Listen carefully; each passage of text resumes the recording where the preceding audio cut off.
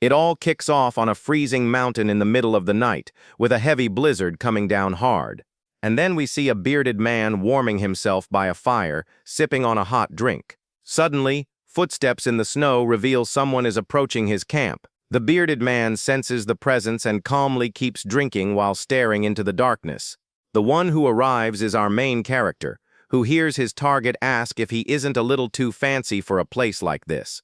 Jay then shows him his phone with a picture of his target and says he could barely recognize him. Simon Jones is impressed he was found and asks if the Union sent him. Right then he recognizes the assassin in the suit as the legendary Jay, an Asian hitman. Jay introduces himself and Simon says a guy named Johnny had already told him a lot about him. Simon mentions that Johnny is Jay's only friend, but Jay denies it, saying he's just a colleague. Right after, he asks if Jay is from the same country as Johnny, since they seem so close. Our MC replies that he isn't, and Simon realizes his comment came off a little racist. The campfire keeps crackling in the silence that has fallen between the two assassins. Meanwhile, the two men exchange intense stares, sizing each other up before making a move. The flames pop one more time, breaking the silence and ratcheting up the tension. Without warning, Jay lunges forward with a lightning-fast punch aimed at Simon Jones's face. In response, the bearded dude kicks the campfire right at him, creating an explosion of embers. With the distraction, Simon grabs a sharp wooden spear that was hidden in the snow. Seizing the opportunity, he attacks our main character, who quickly gets up to defend himself.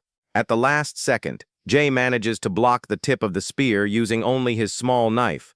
Our MC's gaze remains focused and cold, even with the weapon pointed right at him. Simon then puts all his strength into the attack, trying to break through the assassin's defense. The guy in the suit withstands the impact, holding his blade firm against the wood. From there, Jay manages to deflect the blow, pushing the spear aside with a swift movement. Realizing his opponent's strength, the target prepares a new attack with his makeshift weapon. The bearded man spins and tries a horizontal strike, but the hitman dodges it perfectly. Right after, our MC counterattacks with a precise slash to his adversary's side. The blade hits Simon's body dead on, and he cries out in pain from the wound. Even injured, the target manages to grab Jay's arm to prevent a second strike. Because of this, Simon uses his other arm to swing the spear in a desperate attack. So Jay manages to break free and throws his knife with all his might at the bearded man. The blade hits Simon's arm, making him drop a hidden hatchet, and our MC snags it out of the air. With the new weapon in hand, the guy in the suit advances with a grim look, ready to finish the job. Simon, now on the ground and all beaten up, admits that the legend of Jay was no exaggeration. In his final moments, he asks if the Union sent him there because he sided with Johnny. Our MC confirms that the organization is not at all happy with his friend's new company. The target laughs and says it's much more than that, and that the Union wants to wipe out Johnny and the entire company. Seeing as he's going to be taken out anyway, Simon asks for Jay's honest opinion on who is in the right. He explains that ever since the Union monopolized all the jobs, every assassin has to depend on them. Therefore, anyone who gets on the organization's blacklist simply can't find work anymore. And even the employees who aren't hitmen treat the assassins like they're absolute garbage. Simon says that the people with no respect for the industry became the industry, bleeding heavily. He asks again if Jay really doesn't think the Union is in the wrong. The guy in the suit simply replies that he doesn't make those kinds of judgments about things. The target seems to understand and, with a last breath, says he's looking forward to the future. Jay's reflection appears in Simon's eye as he passes on, hoping to see what the future holds. With the job done, our main character turns and walks away, leaving the body in the snow. As he walks, he thinks about Simon's words and realizes this was just the beginning. The scene changes to a sunny day, showing the imposing Union building in the heart of the city. Inside the building, someone informs Jay that they've sent over the data for the next target for him to review. Receiving the message, he understands that this new mission was exactly what Simon had expected. Upon opening the file on his phone, the assassin discovers that his new target is his colleague, Johnny. At that moment, a flashback begins to when Johnny invited him for a drink, calling him a friend. Jay remembers correcting him, saying they were just co-workers as they clinked their glasses. He narrates that the Union would team up assassins for missions, and it was on one of those that he met Johnny. After a messy job, Johnny approaches to formally introduce himself to his new partner. The two shake hands, with Jay introducing himself in his usual short and direct manner. Right after, Johnny comments that it was the first time he'd worked with another Asian assassin. Excited about the partnership, he suggests they become friends, but Jay turns down the offer. With a smile, Johnny says that's great, because our MC had just made a new friend.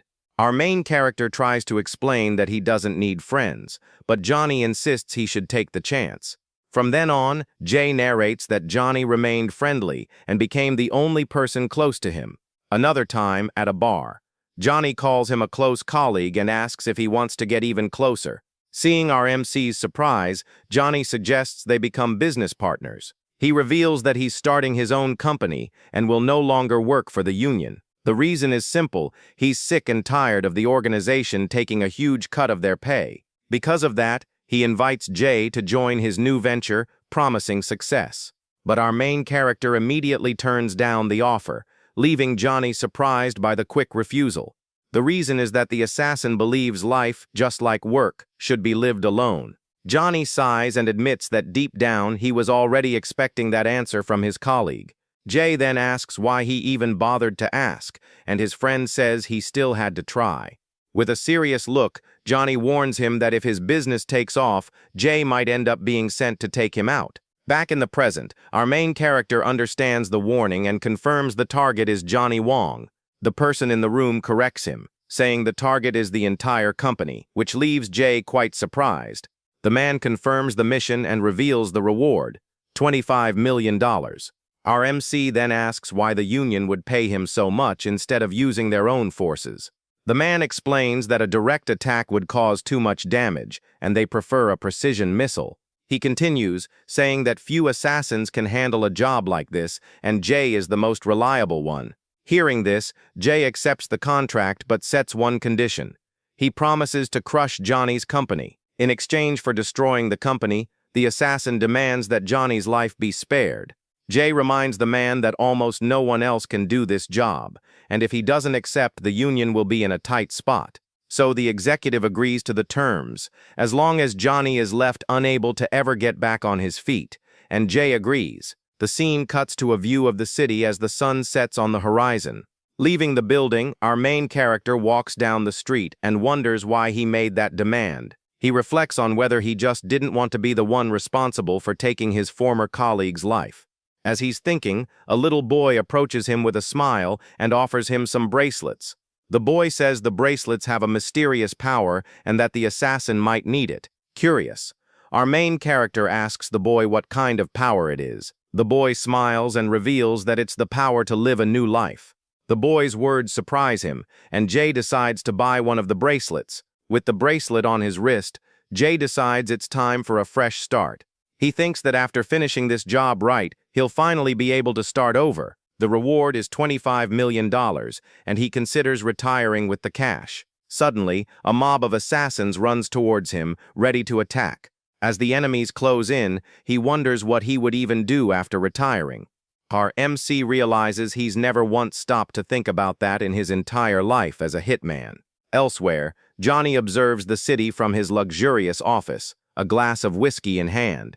Just then, Jay stumbles into the room, all banged up after fighting an army of assassins. Seeing his friend's condition, Johnny offers him a drink and remarks that his company has really grown.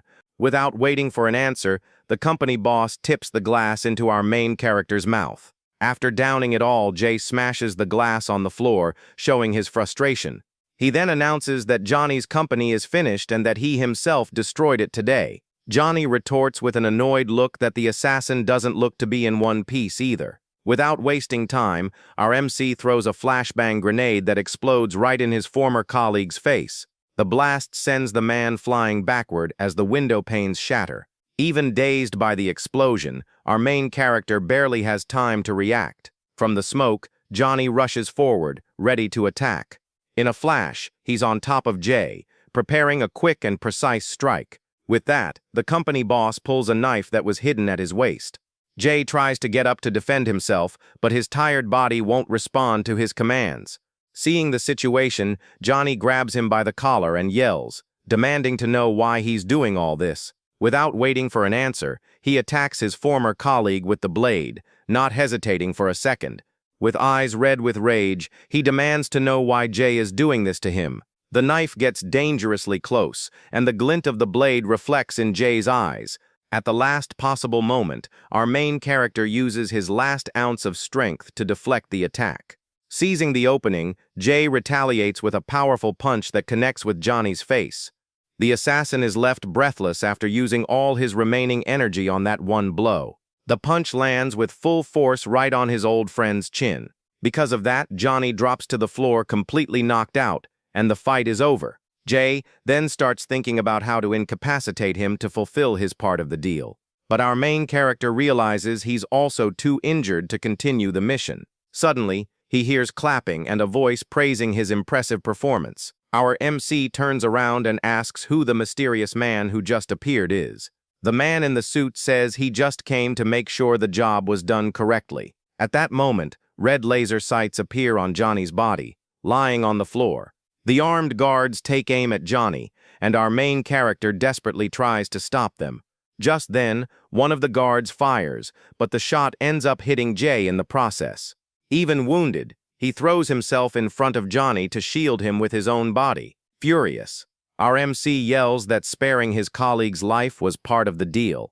He falls to his knees, feeling the pain of the wound, and the man tells him not to get so worked up. The hitman glares at the man with a look full of hatred, ready to fight back. The executive adjusts his glasses and calmly says that in the end, it's all just business.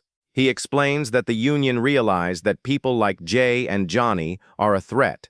Because they are too exceptional, they pose a risk to the organization's business. Enraged, our main character yells that this isn't business, and his eyes glow blue. Ignoring the deal, the man says that people like them are a liability to the union, and so the guards open fire without mercy, riddling our main character's body with bullets. The impact throws Jay backward, and he falls lifelessly to the office floor. At that exact moment, the bracelet on his wrist begins to glow with a bluish light. From there, a powerful energy envelops him and transports him to a cosmic space. The light concentrates on the bracelet, and an energy butterfly appears over his hand. Suddenly, Jay's consciousness awakens inside a car on a dark street. He raises his hand and sees the glowing bracelet as he wonders if he's alive. Outside, a man on his phone says he got distracted and ran over a delivery guy. Our MC realizes he's in Korea and hears the man say he was drunk. He understands that he's been reincarnated into the body of the delivery guy the drunk driver just took out. While the driver thinks about making a run for it, our main character calls out to him, startling him. Without giving the guy time to react, Jay lands a punch with all his might right in his face. He continues to beat down the man, who, lying on the ground, screams for the police. With the driver knocked out, Jay realizes he passed on in America, but was reborn in Korea. He reflects on having passed away in America and being reborn in Korea, not understanding a thing. But now, with a determined look, our main character knows exactly what he needs to do. He vows to get revenge on everyone who betrayed and offed him for the sake of their business. With that, Jay gets into the drunk driver's car and realizes he really is in Korea. It then dawns on him that he can't just drive to America to get his revenge. And even if he could, the union isn't the kind of organization you can just find hanging around. Tired of it all, the guy decides he needs a break after being taken out and brought back to life. So, he decides to go to the original body owner's home to get some rest. To do that, he thinks about how assassins need to be delicate to obtain information.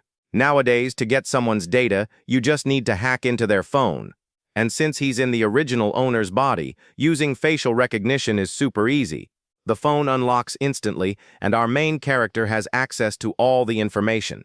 With the address in hand, he arrives at the small apartment of the body's former owner. The assassin tosses the keys on the table and notices the place is nothing special. When he opens the fridge, he sees there's no food at all, with only a bottle of water left. Using the phone, he finds out everything about the life of the body's previous owner. He was a 27-year-old guy who had failed at life and was drowning in debt. Our main character throws the empty bottle away, thinking about the guy's failed life. And to make matters worse, the poor guy got taken out by a drunk driver in the middle of the street. Suddenly, someone starts pounding on the door, shouting the name Jin Jae-hyun. He checks his phone and sees it's already past 1 in the morning and doesn't understand the situation. Opening the door, our main character faces 2 men in suits and asks who they are. The guys say they're loan sharks, and they've come to collect the debt with sky-high interest. It's then that Jay understands they were the creditors of this body's previous owner. He peeks down the hallway and sees that the apartment is number 301. A neighbor from the apartment next door is watching the commotion through a crack in her door. Out of patience, the loan sharks break down the door and barge into the apartment. One of them finds the car key on the table while the other complains about the empty fridge. The boss of the group threatens him for buying a car instead of paying off his debt. Jay then tells them to just take the car, since he doesn't have the money to pay. One of the loan sharks gets angry and says he can't make that decision on his own, but their boss cuts him off and tells his goons to gather around. He explains that it's better to take the car than to go back to their boss empty-handed, so they all head down to the parking lot to check out the vehicle's condition. The leader whispers to his partner to lowball the car's value so they can make a bigger profit.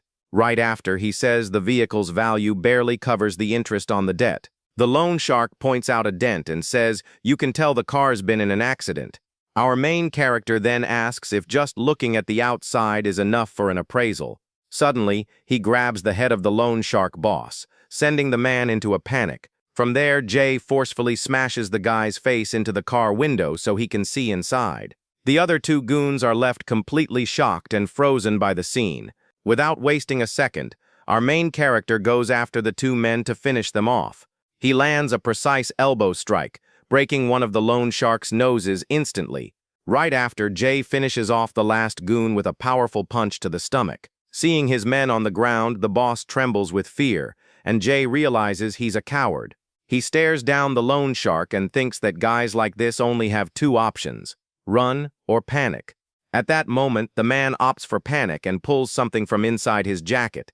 Our main character goes on high alert, expecting the guy to pull out a firearm. But the loan shark pulls out a knife, and Jay remembers that things are different in Korea. With the blade in hand, the man lunges forward in a quick, desperate attack. Effortlessly, our main character dodges and disarms the loan shark with a single move. The boss of the group is left completely bewildered, looking up at the sky in confusion.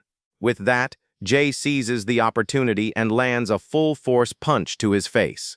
He then finishes the beatdown with a kick that sends the loan shark to the ground. With incredible reflexes, our main character perfectly catches the man's knife in midair.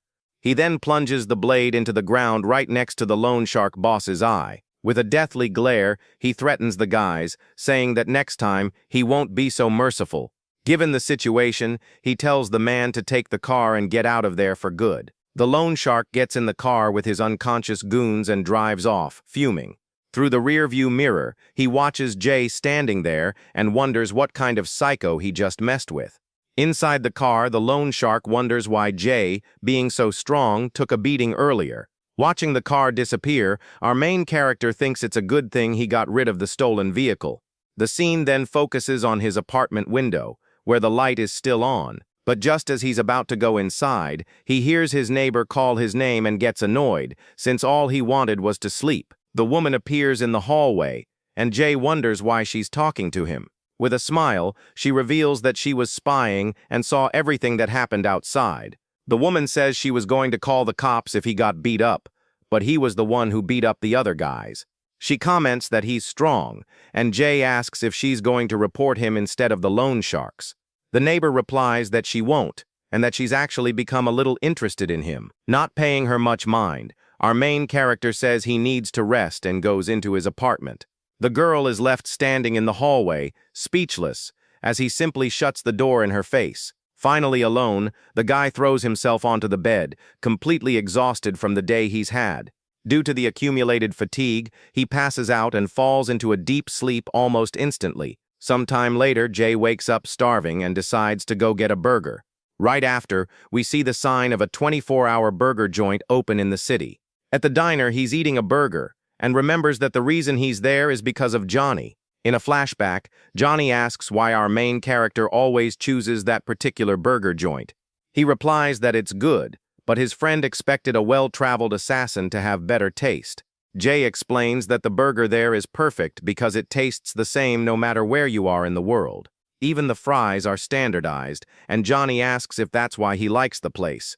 The assassin confirms it, because eating the wrong thing in another country could ruin an entire mission. So he says the 24-hour spot helps him maintain perfect condition for the job. Johnny gets annoyed for being won over by his logic, and Jay says it's because he's right. Back in the present, our main character remembers that the Union took out Johnny without a second thought. He thinks about how he was also taken out by them, but for some reason, he was the only one who came back to life. Suddenly, a woman with a tray approaches, complaining that she's starving. The woman walks right past him, and Jay is left confused, not understanding what's happening. She sits down at another table, and the guy gets a feeling he's seen her somewhere before. At that moment, the woman's hand holding her food starts to glow with a bluish light. The energy transfers to the bracelet on Jay's wrist, which also glows, surprising him.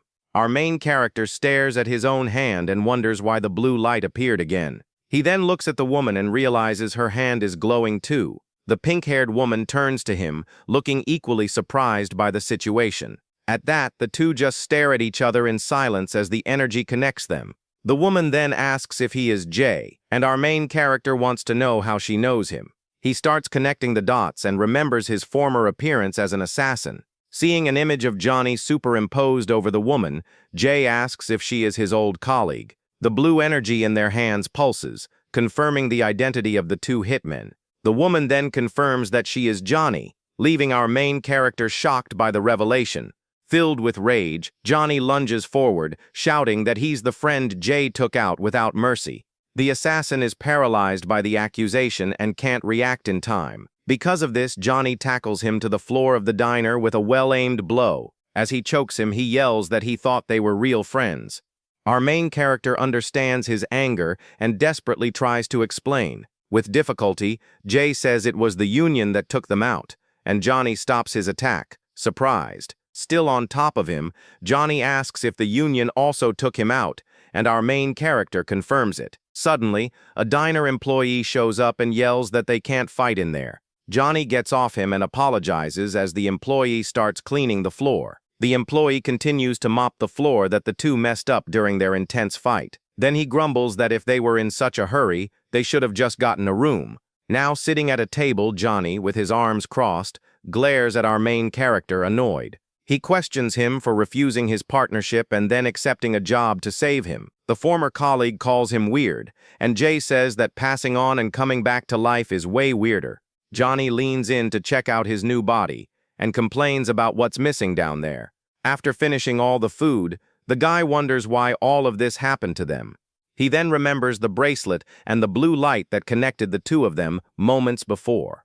Our main character asks if Johnny bought a strange bracelet from a kid on the street. With that, Jay remembers the seller's words about the power to live a new life. He reveals that he also bought the same item, and Johnny realizes the bracelet is the cause. Faced with the situation, the former colleague asks what our main character is going to do now. With a dark look, our main character says they need to get revenge on the Union. But Johnny corrects him, saying he wants to know the plan for Asterisk right now. Asterisk, leaving Jay confused. His old colleague then asks if he's found the home of his body's owner, and Jay confirms it. So Johnny stands up and says they should head over there, but Jay is too tired. The woman explains that she used a lot of energy digging herself out of the ground, leaving our main character baffled. She reveals that when she woke up, she was already buried and had to dig her way out. With that, Johnny says he needs a shower, and Jay agrees that it's the right thing to do. From there, the two head to our main character's small apartment together. Once they arrive, Johnny goes straight to the bathroom to take a shower and relax. Meanwhile, our main character waits, sitting on the bed in his new room. After the shower, the two go for a walk, and Johnny says she would have hated him forever. She explains that if the Union's plan had worked, she would have ended up being taken out by his hands. Jay looks at her, and she asks if he still hates her enough to take her out right now. Our main character says no, and Johnny stretches with her arms up. With a smile, she says he already paid for his choices by losing his own life. Our main character is confused by her words and wonders what he's supposed to have realized. Suddenly, the bathroom door opens, and Johnny praises the shower's hot water. Hearing that she's finished her shower, Jay turns around and is completely shocked by the scene. Johnny walks out of the bathroom with only a towel on and complains that her hair takes forever to dry. Seeing this, our main character covers his eyes and yells, asking why she came out like that. She retorts, asking if she should put on dirty clothes after getting clean, and Jay understands the logic. Out of patience, he throws a change of clothes at her and tells her to get dressed already. Later, the two get ready for bed, with Johnny on the floor and Jay on the bed. Lying on the makeshift mattress, the woman asks how he plans to get revenge on the Union. He repeats that he's going to return the favor, and she insists on knowing how he'll do it. Our main character cryptically replies that he's going to use business for his revenge. He then ends the conversation and tells her to get some sleep, as they can talk tomorrow. The next day, the two take a cab, and Johnny complains about the calls from the girl's father. On the way to her house, Jay comments that Johnny's new face looks a lot like his old one. She jokes that her original face was more handsome, and our main character laughs at the joke. Johnny notes that he's reading his phone in Korean and that they can still speak the language. She remembers news stories about people waking up from comas, speaking another language, and wonders if that's their case. Just then, the car stops, and the driver announces they've arrived at their destination. So the two get out of the car and stare at the place, a bit surprised. What they're faced with is a gigantic mansion right in front of them. Johnny then walks up to the gate and rings the doorbell to get inside. A surprised voice comes through the intercom, asking how Sumi managed to get there. Our main character is confused by the situation and doesn't understand a thing that's happening. The girl's father's voice tells her to come in, and Johnny replies that she's on her way. With a smile, the woman tells Jay that it looks like this is her new home. She explains that she needs to sort out the situation and that she'll head to his place later.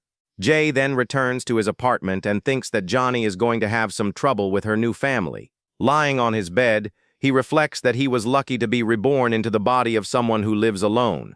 Looking at his phone, our main character notices that the previous owner didn't talk to anyone. With a slight smile, he thinks that he also lived alone until the day he passed on.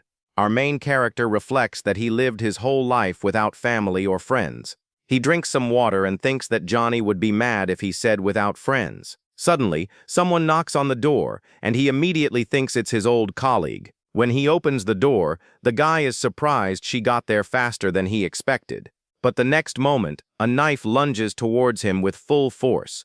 With incredible reflexes, our main character manages to dodge the blow at the last second. The intruder is a man in a hat and glasses who tries to hit him again with the blade.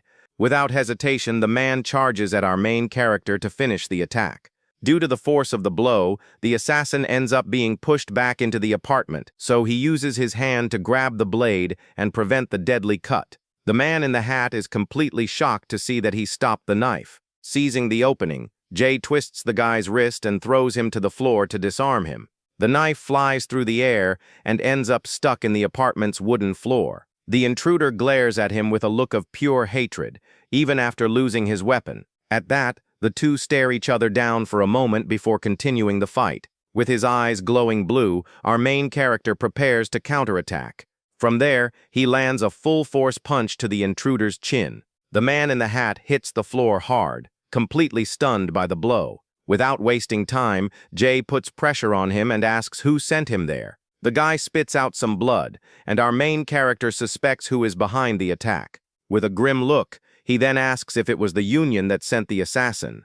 The intruder doesn't say a word and remains on the floor with his face all messed up. Nearby, the fallen knife on the floor catches the man's attention. Seeing his chance, he makes a desperate dash for the blade to rearm himself. But our main character is faster and lands another punch, shattering his glasses. Because of that, the intruder falls once again with nowhere left to run. Jay picks up the knife and thinks that there's no way the Union could know about his current situation. From there, he approaches the fallen man, ready to get some information. Without mercy, our main character uses the blade to pressure the assassin. The knife pierces the guy's shoulder, and he screams in pain from the severe wound. With the knife pressed against him, Jay demands to know who sent him there. The intruder trembles in fear and stammers, unable to answer the question. The scene cuts to Johnny's new family, with her brother and sister sitting down. The girl's father complains that she disappeared and left everyone worried about her. He says her siblings were also distressed, but Johnny notices they just look scared. Right then, she understands that the two of them had something to do with the girl's passing. Later, the brother goes outside and yells into his phone, demanding to know what happened. He complains that the hired assassin swore he did the job and asks if the target came back to life. Out of patience, the guy tells the person on the other end of the line to check the front gate cameras. The person informs him that Somi arrived in a taxi with a man and that they already know where the two came from. The brother then orders the assassin to find and erase the man who was with her, as he is a liability. Furious, he yells that this is a warranty job, since the service went wrong and the girl came back alive. The guy complains that the hitman took the cash and still did a completely sloppy job. At that moment, his sister approaches and calls his name, surprising the guy. The woman asks what happened with Somi, and the brother replies that the hired assassin failed. The brother says that actually all of this is for their own good, and Ju-kyung doesn't understand. Hearing this, the woman begs him to stop and reminds him that Somi is still their sister. Annoyed, the guy yells that she's the daughter of a mistress and that they are only half-siblings. He reminds her that their mother's illness got worse when she found out about Somi and her mother. He explains that their father might give the company to Somi and asks if their mother would be happy about that. In a rage, the brother yells Han Ju-kyung's name, showing all his frustration. Right after, he tells her to listen to him because, in the end, all of this is for her own good. The scene then cuts back to our main character's apartment at night. The intruder reveals that the person who ordered the hit on him also ordered the hit on Somi. Our main character thinks that if he takes him out now, cleaning up the body would be a huge problem. He reflects that he's no longer a professional assassin and can't just call a cleanup crew. Meanwhile, the intruder wonders how our main character can be so strong and fast. Seeing an opening, the man decides he's going to attack him again while he's distracted. But Jay notices the movement and stops him before the guy can even make a move. The intruder realizes it won't work, and that his instincts and experience are warning him of the danger. With a deathly glare, our main character senses that the intruder is no match for him. He then asks the man if he wants to live, and the guy confirms it with a trembling voice. So Jay tells him to leave and say that he didn't find him at the apartment. The guy also warns the assassin not to accept any more jobs related to them. Finally, he threatens him, saying that if he ever sees him again, he'll end up gone for good. The intruder leaves, and the door to apartment 301 slams shut. Once outside, the assassin gets a call asking if the job was done. The guy lies, saying the target wasn't there, and the client complains about the shoddy work. Out of patience, he says he'll refund the money and asks not to be contacted again. At the mansion, Somi's brother is completely baffled when he hears about the refund. With that, the guy gets furious and starts yelling into the phone, thinking it's a joke. At that moment, Johnny walks by him and, with a mocking smile, says it was a good job. The woman then turns and walks away, leaving her brother standing there, speechless. Enraged, the man orders his subordinate to find another assassin who can do the job right. Meanwhile, Johnny goes through Somi's phone and starts to understand the girl's situation. With the new information, Johnny discovers that the girl's father is Han Kyung-moon, the chairman of the HK group. The two siblings who welcomed her are Han Ju-sok and Han Ju-kyung, the children of the first wife. The first wife passed away from an illness, and the second, who was Somi's mother, passed away in an accident. He wonders if the siblings took out the girl for the inheritance, and from the looks on their faces, it seems so. At that moment, the older sister approaches and calls her Somi in a worried voice. The woman then asks if she's okay and what happened to make her disappear like that. Johnny pretends not to remember anything and says she woke up on a hill after drinking too much. Seeing this, he wonders if the girl is just testing him to see what he really knows. But Ju-kyung holds her hand and thanks her for coming back, leaving Johnny quite surprised. Looking at the woman's face, he realizes she seems genuinely worried about her sister. On top of that, he also ends up finding his new little sister pretty cute and is quite charmed. Suddenly, the older brother approaches from behind, observing their conversation. Johnny then takes the opportunity and places a tracker on Jukyoung's hand without anyone noticing. She warns him to be careful because their brother is going to try to get rid of him again. The woman cries for almost having lost her sister and for being too pathetic to help her. The woman cries and Johnny corrects her, calling her sister once again to calm her down. He tells Jukyoung not to cry and promises that he will make sure nothing bad happens. The girl is confused by this attitude and wonders if Somi always talked like that. Later, Johnny calls Jay and says he's figured out the situation and asks if he's okay. He's surprised to hear that an assassin came after him but trusts that he handled it. Jay confirms it was the same person who ordered Somi's hit, and his colleague says the guy is persistent. Our main character explains that the hitman didn't know the client's name because he used a middleman. He says he needs to deal with the guy before anything else, and goes back to eating his snack. Johnny reminds him of their conversation about getting revenge on the union using business as a weapon. She says the way he handled the organization was right, and that's why they wanted him gone. Our main character gets thoughtful and asks her what the plan is to start this so-called company. She gets annoyed that he doesn't have a plan but reveals that there's a shortcut to becoming a boss. Our main character asks what that would be, and she reveals the answer right away. The solution is to simply buy a company that's already up and running, and Jay gets the idea instantly. Night falls on the city as the two assassins begin to plot their revenge. While brushing his teeth, our main character thinks about acquiring a business and regrets not asking if the hitman had an organization. He's still in the bathroom when he suddenly hears a strange noise coming from the front door. Right after, someone starts pounding on the door with great force, getting his attention. With that, he wonders if the hitman from before came back, even after the warning he gave him. The person outside yells the name Jin Jae-hyun, and our main character recognizes the voice immediately. Opening the door, he faces the loan sharks again and asks why they came back. The guys, all bruised up, angrily shout that they obviously came to collect his debt. Suddenly, their boss appears, and the two goons bow, calling the guy boss. Our main character is confused by the situation and wonders who this supposed boss is. The blonde man in a white suit then introduces himself as the head of the loan shark firm. With a smile on his face, the assassin realizes he's found the perfect business to take over. The scene cuts to a car with a license plate ending in 6418 parked nearby. Someone shows a lighter to the boss and asks if he got that instead of the money. This is Baek Gyum-tae, the president of the illegal loan shark operation called Platinum Finance. The goons apologize, and the boss complains that he needs to pay tribute and they haven't collected anything. What makes him even angrier is that his men got beat up by the debtor. In a rage, he kicks one of the goons and yells that the target is just a delivery guy. The goon insists that the guy was strong, and the boss scoffs, saying he watches too many movies. Out of patience, the blonde man decides he'll go handle the situation personally. He says he's going to see with his own eyes who this so-called tough guy is. Back in the present, the boss asks if our main character is the one who beat up his employees. The loan shark sizes him up and says he doesn't look like much, then tells him to come with them. He then explains that he has a special way of dealing with debtors like him. The goons think he's going to refuse and fight back, being from special forces or something. But our main character surprises everyone and agrees to go with them right away. The loan sharks are left completely baffled and wonder why he gave up so easily. The boss thinks he recognized the difference in their levels and that he has fighting experience.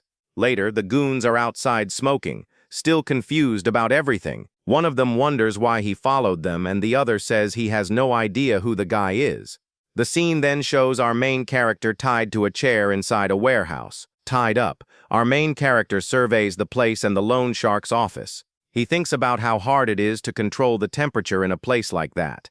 Next, the guy looks at the makeshift gym and asks how much the rent is for the place.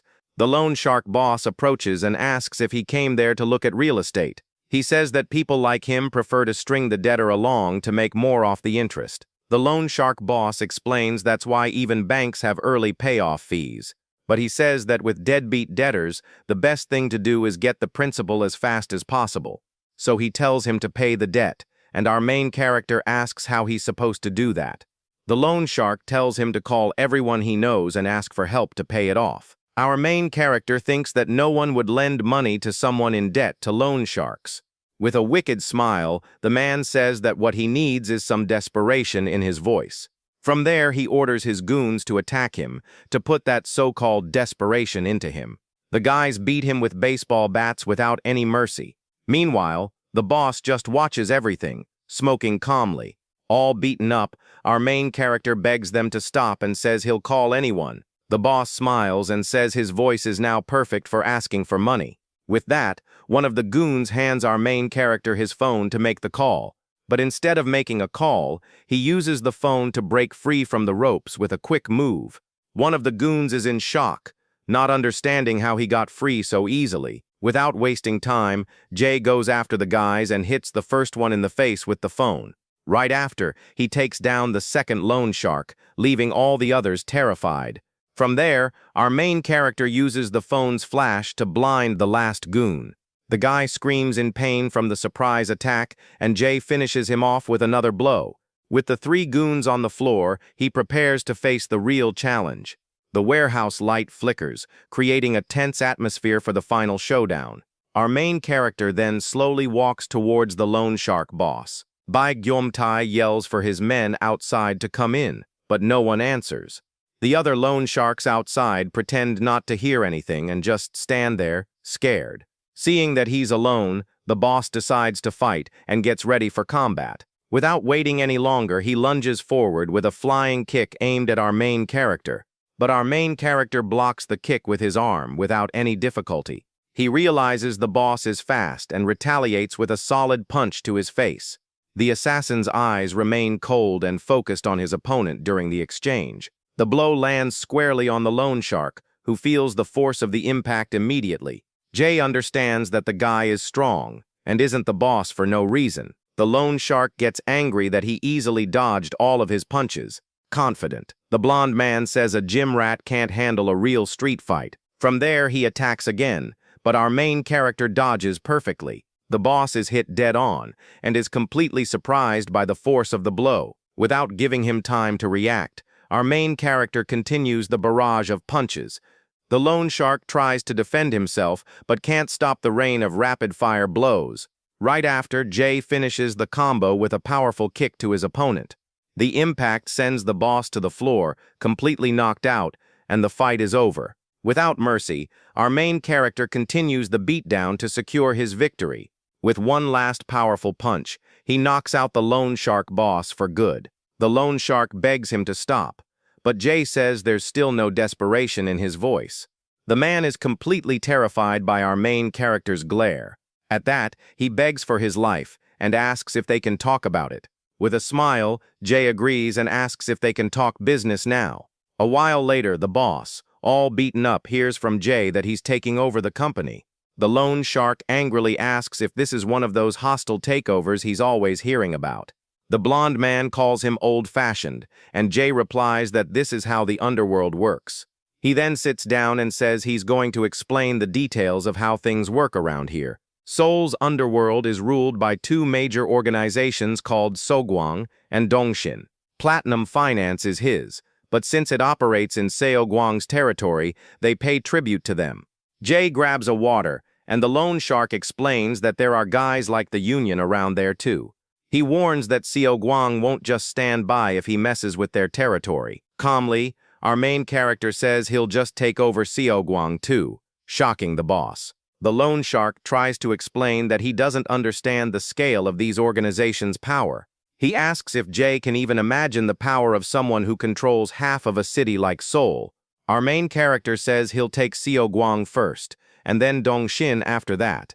At that point, the loan shark realizes the guy's plan is to take over the entire Seoul underworld.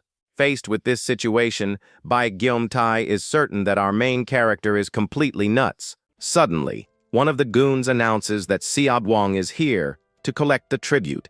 This makes the loan shark boss tense and surprised by the sudden interruption. Just then, a man in a blue suit walks in, looking very confident. The blonde man then tells the protagonist to stay quiet and that they'll talk after the guy leaves. But our hero remains silent, just observing the whole situation.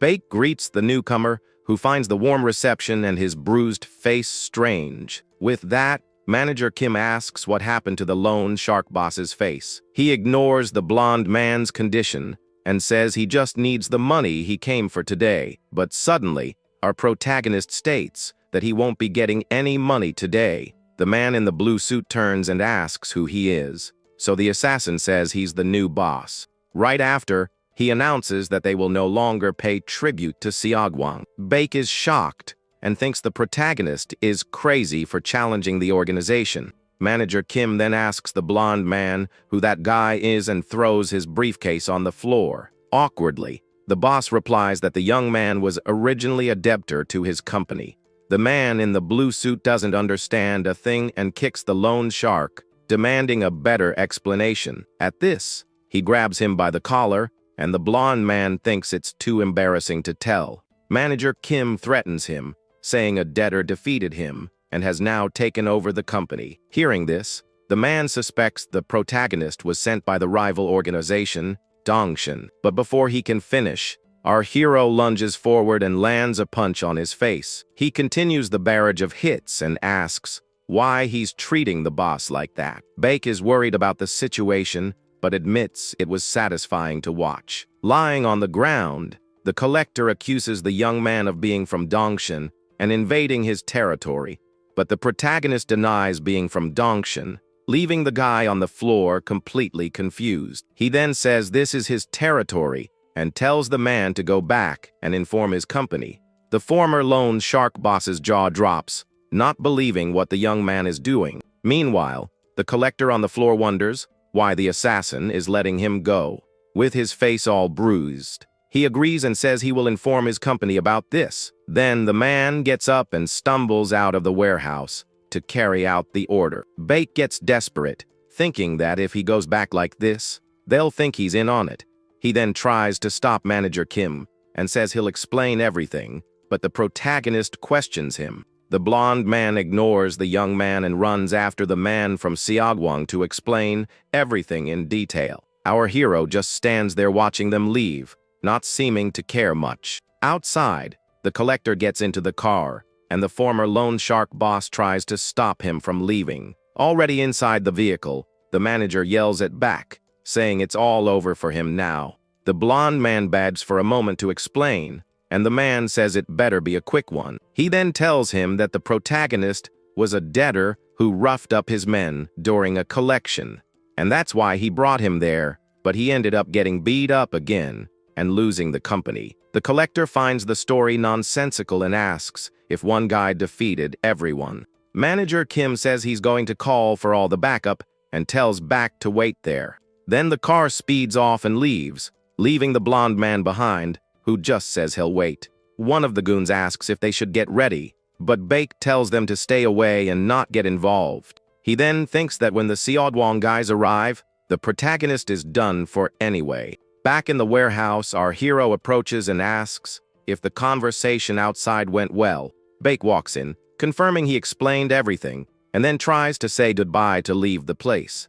But the assassin stops him from leaving and invites him to talk a little more. With that, the blonde man thinks he needs to buy time until the Seogwang reinforcements finally arrive. Then he remembers the young man's plan to take over Seoul's underworld, and the young man confirms it. The former boss asks if it's for money or power, and the assassin replies that he needs both. He then reveals that he wants to build a company big and strong enough to destroy the union. The ex-boss questions why he took his company, and the young man says it's the fastest way. At that exact moment, a car arrives at high speed outside the warehouse. Immediately after, several men armed with baseball bats get out of the vehicle. Manager Kim is at the front of a large group of goons, ready for a fight. They approach the warehouse door, ready to storm in and crash the party. Without ceremony, the manager kicks the door in and invades the place, shouting for the protagonist to come out. Baek looks at the young man with a victorious smile and asks what he's going to do now. With a scornful look, the blonde man thinks the new boss is completely finished. The collector says his message was clear and that this is the Seogwang organization's response.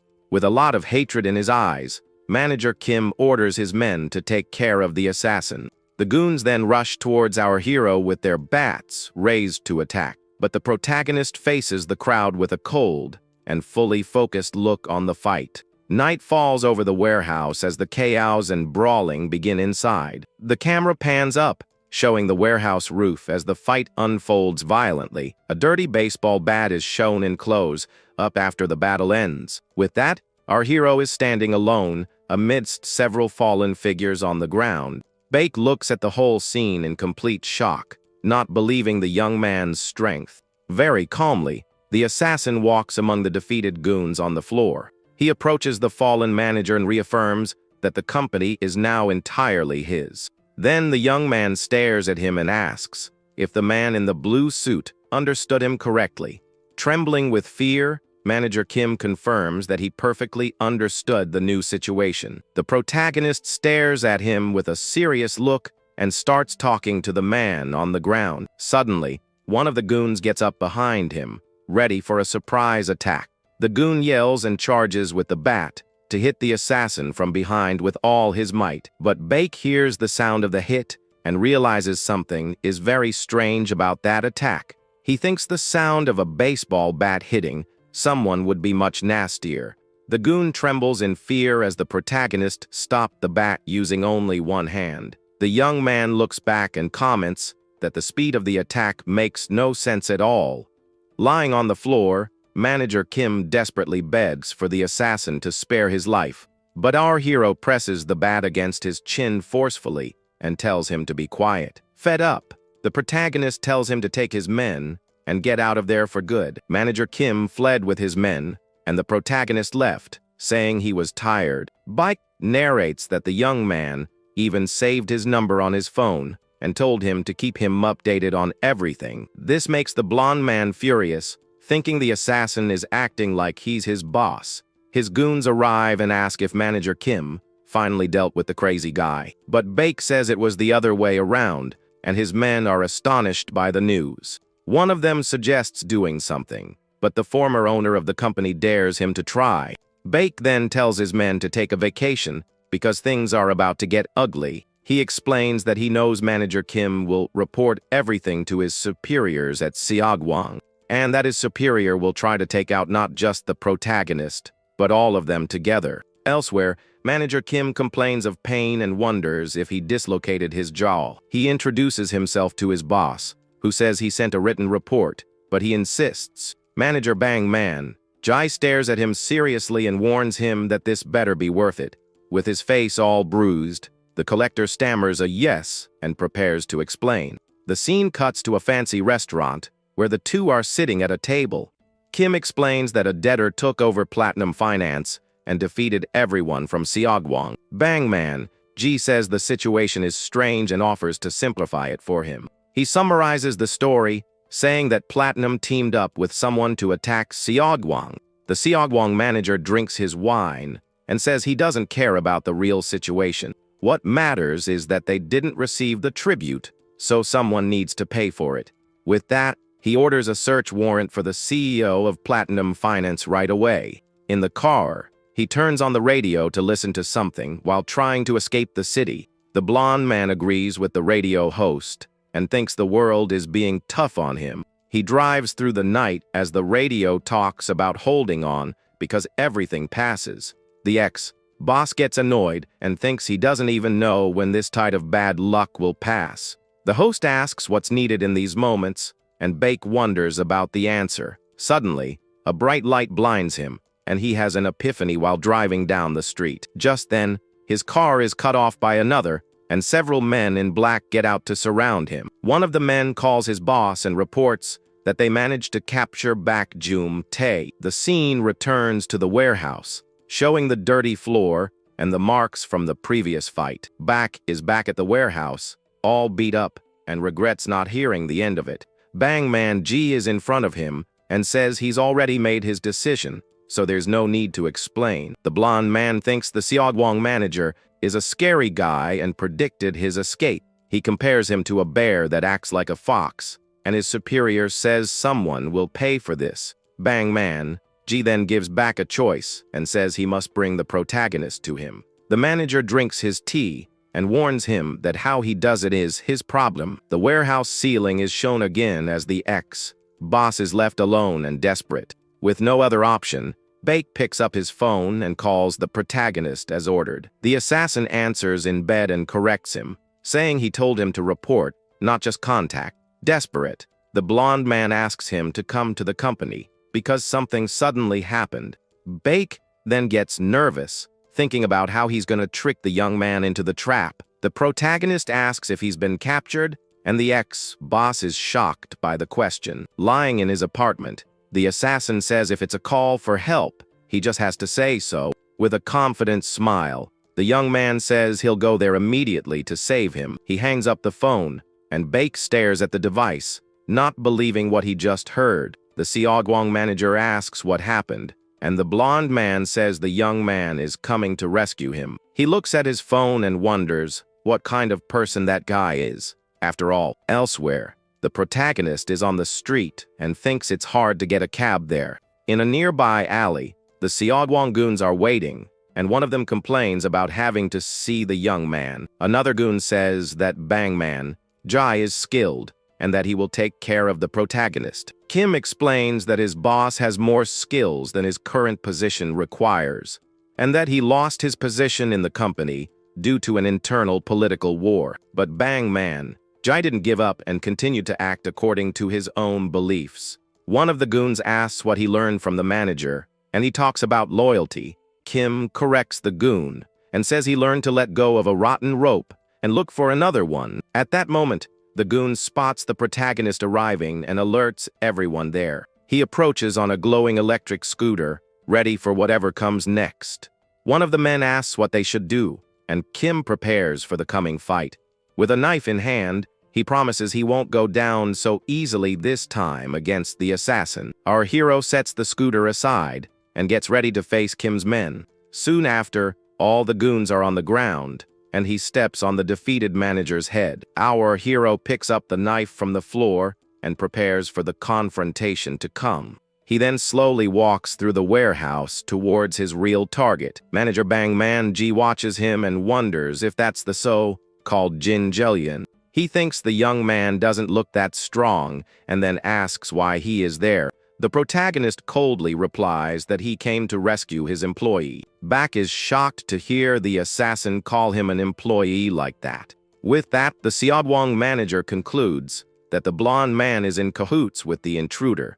The ex-boss gets furious and thinks that crazy guy is making his situation worse. But our hero stares at him and thinks for him to stop acting like he's his boss. Then the young man tells Bak to stay quiet in a corner of the warehouse while he handles it. Scared, the blonde man obeys without question and goes to the corner as told. The Seogwang manager just watches the scene unfold with a serious look. He then smiles and states that his conclusion about the betrayal was correct. Bake panics because now the manager is sure he is a traitor. Without wasting time, the protagonist quickly advances towards his opponent. With a makeshift mask, he attacks with the knife in a swift and precise move. The reflection in the manager's glasses shows the assassin's determination in his attack, but the man from Seogwang dodges the blow with impressive speed and strikes back. Our hero is surprised by the speed and skill of his new adversary. Even so, he manages to defend himself and prepares to continue the intense fight. The protagonist lands a cut on the manager, who feels the impact of the blow instantly. He then continues with a series of rapid attacks that seem to hit the target. The assassin and the manager exchange blows in a high-speed battle in the warehouse. The man from Seogwang thinks it looks like he took a beating from the young man's attacks. But in reality, no blow truly hit him, they just grazed him. He compares him to a shield that can be scratched, but never truly broken. The protagonist then realizes he needs a different strategy to win. With that, he advances again, aiming for a specific point to cause real damage. The reflection in the manager's glasses shows the young man approaching for the final attack. The assassin delivers a precise blow as the man from Seogwang tries to defend himself. But the blade hits the manager's forehead, who feels the superficial cut on his skin. Our hero thinks that this part of the body bleeds a lot even with minor wounds. It's a wrestling tactic to simulate a serious injury and look more dramatic. The Seogwong manager notices the blood starting to run down and obstruct his vision. With impaired vision, it's difficult to control the distance and react to attacks. Because of this, he quickly backs away to try to wipe his face and regain focus. Even blinded, he attempts a desperate high kick, but the protagonist defends with the knife. With the impact of the blow, our hero's weapon ends up falling on the warehouse floor. Baek watches the scene and wonders how the fight will unfold without the blade. The manager then wipes his face and says that now the fight is really going to start. He adjusts his tie with a serious look and gets ready to fight with his bare hands. Now without the knife, our hero also prepares for a fist fight. The young man wastes no time and lunges forward with a powerful punch to attack his opponent. The man from Seogwong puts his glasses back on and comments on the young man's toy. He then compliments the protagonist, saying he fights well even without his knife. With a furious look, he says he will also fight seriously and advances with a punch. The blow lands squarely, and our hero is thrown far back by the force of the impact. Lying on the ground, he realizes that the manager's strength is not normal at all. The opponent gives no quarter and is already preparing to deliver another powerful attack. The man from Seogwong unleashes a shower of punches, and the young man defends with his arms. Baek watches in shock and thinks he's never seen the manager fight like that before. The blonde man thinks his power is incredible, but his movements are very reckless. He wonders if the manager got so annoyed with just one punch from the protagonist, and he thinks he lost his cool and is attacking like a wild, furious boar. With that, the two continue to exchange violent blows in the middle of the warehouse. Suddenly, a red glint appears in the manager's glasses, revealing a plan. Taking advantage of an opening, he lands a heavy blow to our hero's body. The young man doubles over in pain and wonders about that direct body shot. The force of the punch leaves him breathless and vulnerable to a next attack from the opponent. With that, our hero falls backward, looking completely defeated on the ground. On the ground, the manager says that people first judge only with their eyes, but he continues, saying that afterward, they see things as they really are. The ex-boss thinks it's impossible, and the manager realizes the young man tricked him on purpose. Suddenly, he remembers that Baek was there the whole time, just watching. With that, he walks over to the blonde man, saying that now he will pay for all of this. Then he tells the lone shark to drop the knife, because the game with it is over. Baek has a grim look on his face, completely tired of the situation. Suddenly, the man from Seogwong notices something moving behind him in the warehouse. The reflection in his glasses shows the assassin getting up for the final attack. Our hero then flies towards him with a powerful and super fast kick. The blow lands squarely on the manager, who is knocked out and thrown backward with full force. Baek approaches and offers the knife to the protagonist, who has become the new boss. The young man takes the weapon back and prepares to send a message to Seogwong. He says he hasn't had enough fun yet as his bracelet glows. With impressive skill, the assassin begins to spin the knife in his hand. Then he attacks the fallen man with precise blows, but without hitting any vital spots. The Seogwong manager screams in pain from the wounds, but remains conscious. Our hero warns that if he doesn't go to a hospital, he'll end up in a bad way. He holds the blade close to the man to make his threat very clear. The assassin tells him to warn Seogwong not to pursue them anymore, but the manager warns that his company will hunt them to the end, no matter what. Baek hears everything and wonders why the young man said, "Cuss," instead of "me." The blonde man is completely lost, with no idea what to do now. Night falls over the warehouses, indicating that the long battle has finally ended. Baek then tosses the keys to the protagonist and suggests they should go get something to eat. Our hero says he needs to drive now, and the blonde man asks what he means. Shortly after, the two appear together on an electric scooter through the city. As the lone shark holds on, the assassin thinks about what they could eat. The scene then cuts to the sign of a diner that's open all night. Next, the two are eating burgers, and Baek looks very confused. Our hero asks if the lone shark isn't going to eat, and the blonde man replies that he will. but Baek questions him about what he's going to do, since Seogwon won't let this slide. The assassin eats his meal and says he's going to take over everyone and be the best in the underworld. The loan shark asks if he's serious or if it's just talk from a self-help book. The ex-boss then remembers the young man defeating the Seogwon manager with ease. He recalls the man from the organization on the ground, in a lot of pain after the blow, and also seeing the assassin standing amidst all the goons he had defeated. At this, he thinks that being strong and building a strong company are different things. With that, Baek says he knows this well because he had his own business before. The blonde man remembers being taken from his home and says it's dangerous for the young man to go back there, but the protagonist says it's a waste of money and invites him to sleep at his apartment. The scene cuts to the assassin's apartment at night with the lights on. Once there, Baek comes out of the shower and wonders why he's doing all of this. Meanwhile, our hero is on his phone, and the loan shark regrets his involvement. Suddenly, the assassin announces that someone is coming, and the blonde man asks who it could be. The young man reveals that it's his business partner, and Baek wonders if there's another one like him. Elsewhere, a train crosses the city at night with lights in the background. Inside the car, we see several people returning home after a long day. Just then, a woman with dark hair is standing in the middle of the crowd, listening to music. With a tired look, she thinks she needs to quit her job and gets off the train. Arriving at her building, she presses the elevator button to go up to her floor. Right behind her, another woman with pink hair is also waiting to use the elevator. The dark-haired woman looks to the side and seems to notice something strange.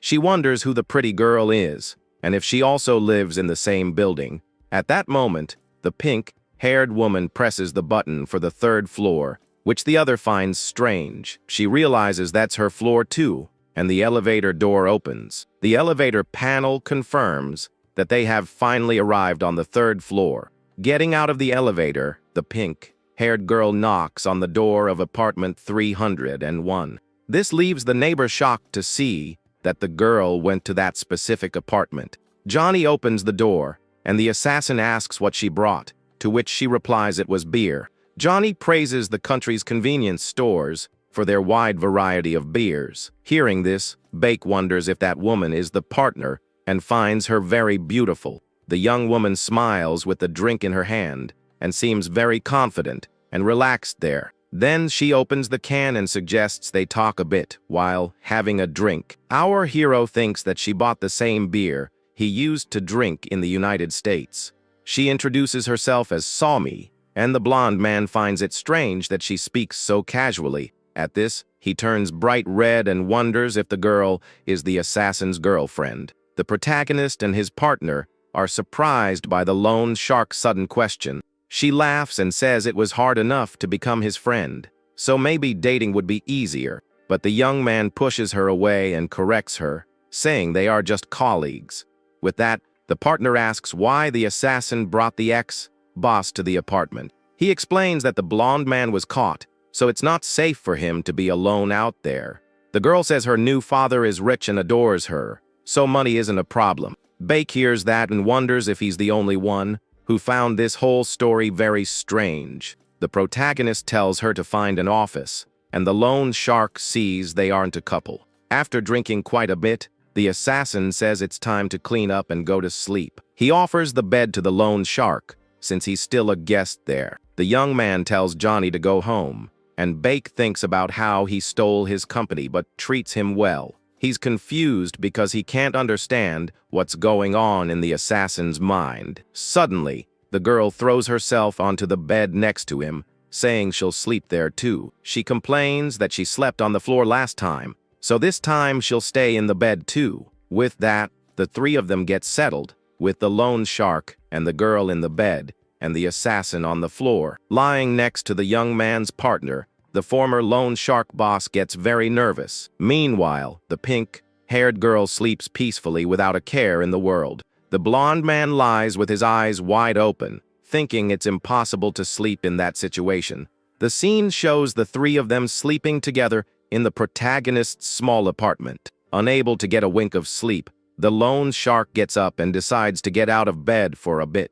He goes to the kitchen and gets a bottle of water to drink and calm down. Looking to the side, he notices that the assassin is sleeping peacefully. With that, a dark thought emerges, and he wonders if Xiaoguang would forgive him. He decides they would and gets up to grab his clothes hanging on the wall.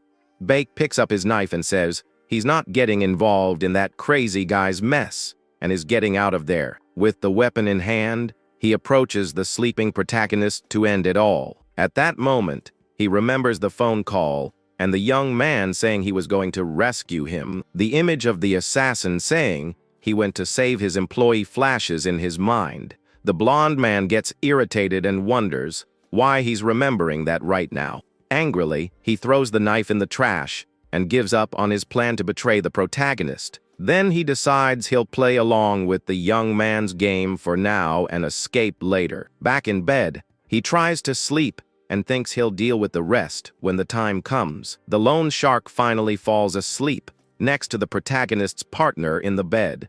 The clock on the wall marks the passing of time as the three sleep in the room. The girl wakes up and looks at Bak, who is snoring loudly during the night. Meanwhile, our hero is also awake and thoughtful, lying in his spot. With a serious look, the assassin seems to be planning his next move. The scene changes to the front of a hospital with its lights on at night. Inside one of the rooms, the Xiaoguang manager is sitting on his bed, all bandaged up. He looks at the ceiling with a tired and very thoughtful expression. A flashback begins, showing Manager Choi entering his hospital room. He asks what Platinum Finance has to do with the report he sent. Manager Bang Man Ji says the company's revenue contributes almost nothing to Xiaoguang. With that, the man in the suit says the company's conclusion is to drop the case. He explains that even if they capture this giant, the profit isn't worth the effort. Bang Man Ji gets furious and says he can't let them get away with what they did. He yells that his men were hurt, and the company can't ignore that. Manager Choi sighs and seems not to care much about his colleague's situation.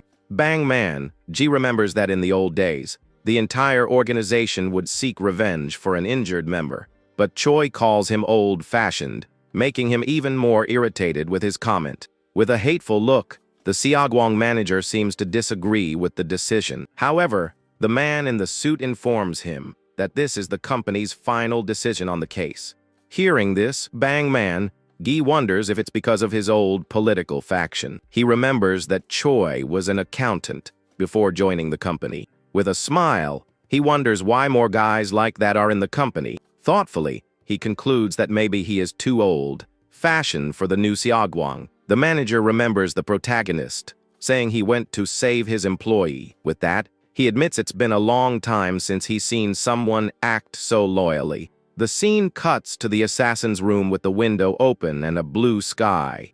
Our hero wakes up and realizes it's morning, and he needs to get up. Beside him in bed, the partner and the lone shark are still fast asleep. She is hugging back as she sleeps, and he seems to be snoring very loudly. Suddenly, the blonde man wakes up startled and doesn't understand what's happening. He screams in surprise upon seeing the pink-haired girl hugging him. With the noise, she also wakes up and complains about the noise he made. The assassin gets up and says since they're both awake, it's time for breakfast. This makes Bake curious to know what the young man will choose to eat. The scene shows the same diner from the day before, now in the sunlight. The three are eating, and the lone shark wonders if they're American for eating that. Suddenly, the young man's partner's cell phone starts ringing in the middle of the meal. She answers the call and confirms she will send the address to the person. The assassin asks who it was, and she says it was her personal driver. He is surprised, and the girl confirms he was the one who took her home. She explains that her new father got worried and sent the driver to pick her up. Bak eats his meal and wonders if the girl is taking this role seriously. He then thinks she's pretty, but seems to have her head a bit mixed up. Just then, the partner announces that her driver has arrived, and the lone shark looks over to see. His jaw drops when he sees a luxury car parked outside. The girl says goodbye and says she will look for an office and get in touch. She waves to the two, and the blonde man awkwardly replies for her to take care. The driver opens the car door, and she gets in as if she were a rich person. Baek then realizes that maybe she really is the youngest daughter of a wealthy family. Suddenly, the loan shark's cell phone starts ringing, interrupting his thoughts. He finds the unknown number strange, but answers the call to see who it is. On the other end of the line, the Seogwong manager says he needs to talk to him. This surprises Baek, and the voice on the other end asks if he's with the young man. He confirms the information but asks why the manager wants to know. Bang man. Ji says he is going to meet them and informs him it will be right at that moment. The scene cuts to the young man's partner's luxury car driving through the city. Inside the vehicle, she asks the driver if they are heading home, but the man replies that the company president went to work and asked her to come. She becomes curious to know how big her new father's company is. The car then parks in front of a huge, all-glass building. The pink-haired girl's jaw drops at the size of the building. The driver opens the door, and she gets out of the car, still impressed with the place. A man in a suit approaches and introduces himself as an employee of her brother. With a smile, she thinks about her annoying brother and how he's always keeping an eye on her. The man says he will escort her to the president's office, but she questions him. He explains that since she doesn't come often, her brother was worried about her. The girl understands that he was sent to watch her, not to actually help her. Impatiently, she tells the man to leave, leaving him completely confused. She says she already has someone to guide her and asks the driver if he knows the way. Her brother's employee gets annoyed and tells the driver not to meddle. This makes her furious, and she asks what he thinks he's doing there. Her eyes glow blue, and she glares at him with a look of pure rage. She scolds him for disrespecting her driver and herself in front of everyone. Scared, the man bows and apologizes for his inappropriate behavior. She dismisses him and says they can find the president's office on their own, but the employee insists on accompanying her, and she gets even more irritated. The girl then questions if her brother sent him to spy on their conversation. With a smile, she asks what he would tell his boss if she asked for a job. She warns that it's not going to happen and tells him to stop with the dirty tricks. The man is left speechless as she and the driver enter the building together. The employees gossip about the girl and wonder what the boss's daughter is doing there. Meanwhile, the two ride up the elevator in a very awkward silence. Suddenly, the driver comments that the young lady has changed a lot lately. She thinks that, of course, she's changed, because now she is literally another person. In his office, her brother is surprised by what he hears about his sister. The employee reports that the girl seemed like a completely different person. With that, the brother thinks she's been acting strange since that day. He wonders if she found out about the plan, but decides he just needs to finish the job. The brother hires a bigger organization because the last guy failed the job. At this point, he reveals that he managed to contact one of the biggest in the underworld. The connection was made through a construction company they use for beds. Her brother looks out the window and approves the plan to get rid of her for good. He then asks for the name of the new company, and the employee reveals it's Seogwong. With a serious look, the man repeats the organization's name to himself. Back at the diner, Baek is startled to learn that the manager wants to see them. He asks why the manager sought them out, and the protagonist doesn't know the reason. The young man thinks it's safer for them to meet there than somewhere else. With a watchful eye, the assassin analyzes all the possibilities of the situation. He knows it could be a trap, but the public location limits their actions. With that, our hero tells the blonde man to call the manager to meet them right there. He is curious and not worried, as the manager's injury hasn't healed yet. Baek says he's afraid of an angry guy, but the young man tells him to give him the address. A little later, a wrapped burger is on the tray on the table. Manager Bang Man.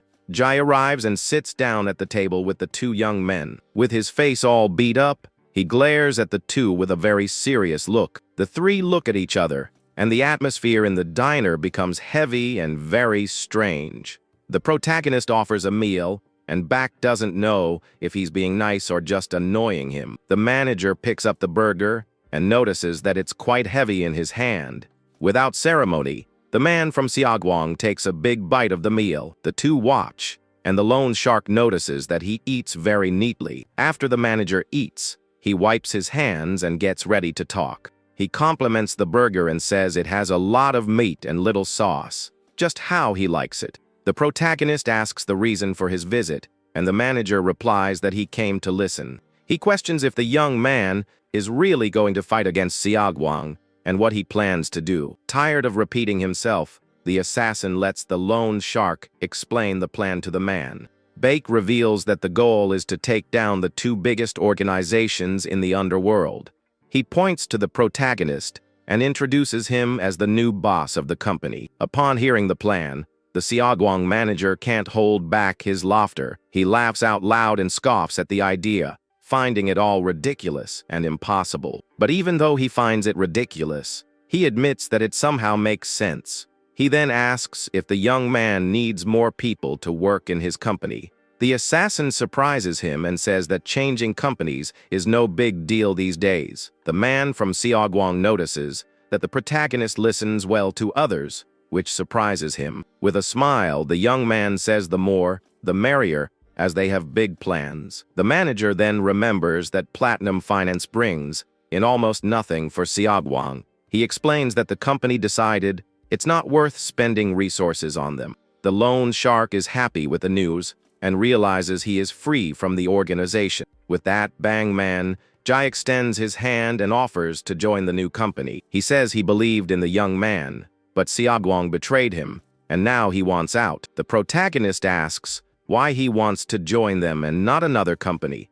The man replies that he saw the assassin saving his employee and trusted him. With a smile, he thanks the young man for seeing him in a good light and accepts the invitation. Baek is shocked to see the two who fought until they were almost done for now working together.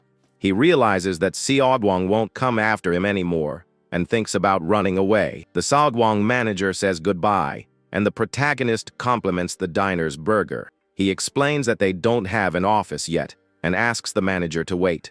Baek asks why the man wants to join them after the company betrayed him. He worries about the idea of having one more person above him in the new company. But the blonde man soon remembers he plans to run away and that it doesn't really matter. Still, he asks the assassin if the manager will be his new boss. With a wave of his hand, the assassin explains that Baek joined first and was the boss. He concludes that the blonde man is above the manager in the new company's hierarchy. Suddenly, the ex-manager from Xiaoguang bows to Baek and calls him sir. The scene changes to the president's office with a blue sky outside. He scolds the girl for spending the night out and reminds her of his concern. She apologizes and says she was with a friend who is also her business partner. Her father is surprised and asks if she is starting her own business. The protagonist partner then asks for financial help to start the company. With a confident smile, the president agrees to help his daughter's venture, but he asks what kind of business she plans to start to know more. The girl thinks she can't tell the truth about taking over the underworld. She then makes up that her business is in information technology, and her father is interested. With that, she needs to think of something not connected to her father's group. She says she's going to make video games, and her father finds it strange, but thinks it's a good idea. The protagonist partner thinks she doesn't even play much, and just said that to throw him off. The president offers funding, and she is surprised by her father's offer. She thinks money is good, but receiving investment is a different story. She knows that a doting father like him wouldn't pressure her for profits or returns. But with her and the assassin's plans, receiving investment makes no sense. At this, the president offers an allowance instead of an investment, and she thanks him. He is happy that she knows money is a serious thing and that she won't fail. But in exchange for the money, he imposes a condition that makes her very curious. He complains that young people today don't wear suits and finds it old-fashioned. With that, he says that suits are like armor for business people. The girl finds the comment outdated and remembers billionaires in T-shirts. But her father explains that in the beginning, they also wore suits to ask for money. He says that nowadays, they dress like that to show the power they have. With a serious look, he tells her to wear the armor while spending his money. She agrees and thinks that in her past life, she wore suits and understands the logic. The president then suggests she ask her older sister for help with the office. The president then calls the older sister, asking her to come to his office. With that, the older sister arrives and greets the pink-haired girl with a smile on her face. Johnny realizes the sister didn't know about her arrival and concludes she's not with her brother. Their father then asks the older daughter about a vacant office in one of his buildings. The sister confirms she heard about an opening, and Johnny is surprised by so many buildings. The president explains that the girl wants to start a startup, and she says she will make video games. The older sister is surprised by the idea, but shows herself completely willing to help. He then asks the older daughter to keep an eye on the younger sister's new company. The father details what she should watch, and Johnny understands she will be closely monitored. With a battle cry, the sister supports her, but Johnny feels the pressure of being watched by her. Leaving the building, she thinks about how the whole situation has gotten even more complicated now. Outside, she calls the assassin to tell him the news and see if he can talk. The partner announces that she got an office and money for the business, making the young man happy. She tells him she had to say they would make video games, and the protagonist is very confused. The assassin says she doesn't even play games, and the partner confirms that's the big problem now. With that, she informs him that she needs to find someone to make the games, leaving him shocked. Our hero then asks where they are going to find someone to make a game out of nowhere. She explains that things just happened, but they need the money for the company. So, the two agree to talk about the details when they meet later. After hanging up the phone, the young man sighs and thinks about how everything is happening so fast. The loan shark then says goodbye to leave, and the protagonist asks where he's going. The blonde man explains that since Sagwang isn't after them anymore, he can go back home. The assassin agrees with his logic and says he will contact him later. The ex-boss agrees, but thinks he will cut ties and escape from that mess. With that, he hails a cab on the street and decides to go to his old office first. Inside the car, the loan shark thinks that his life is finally getting back to normal.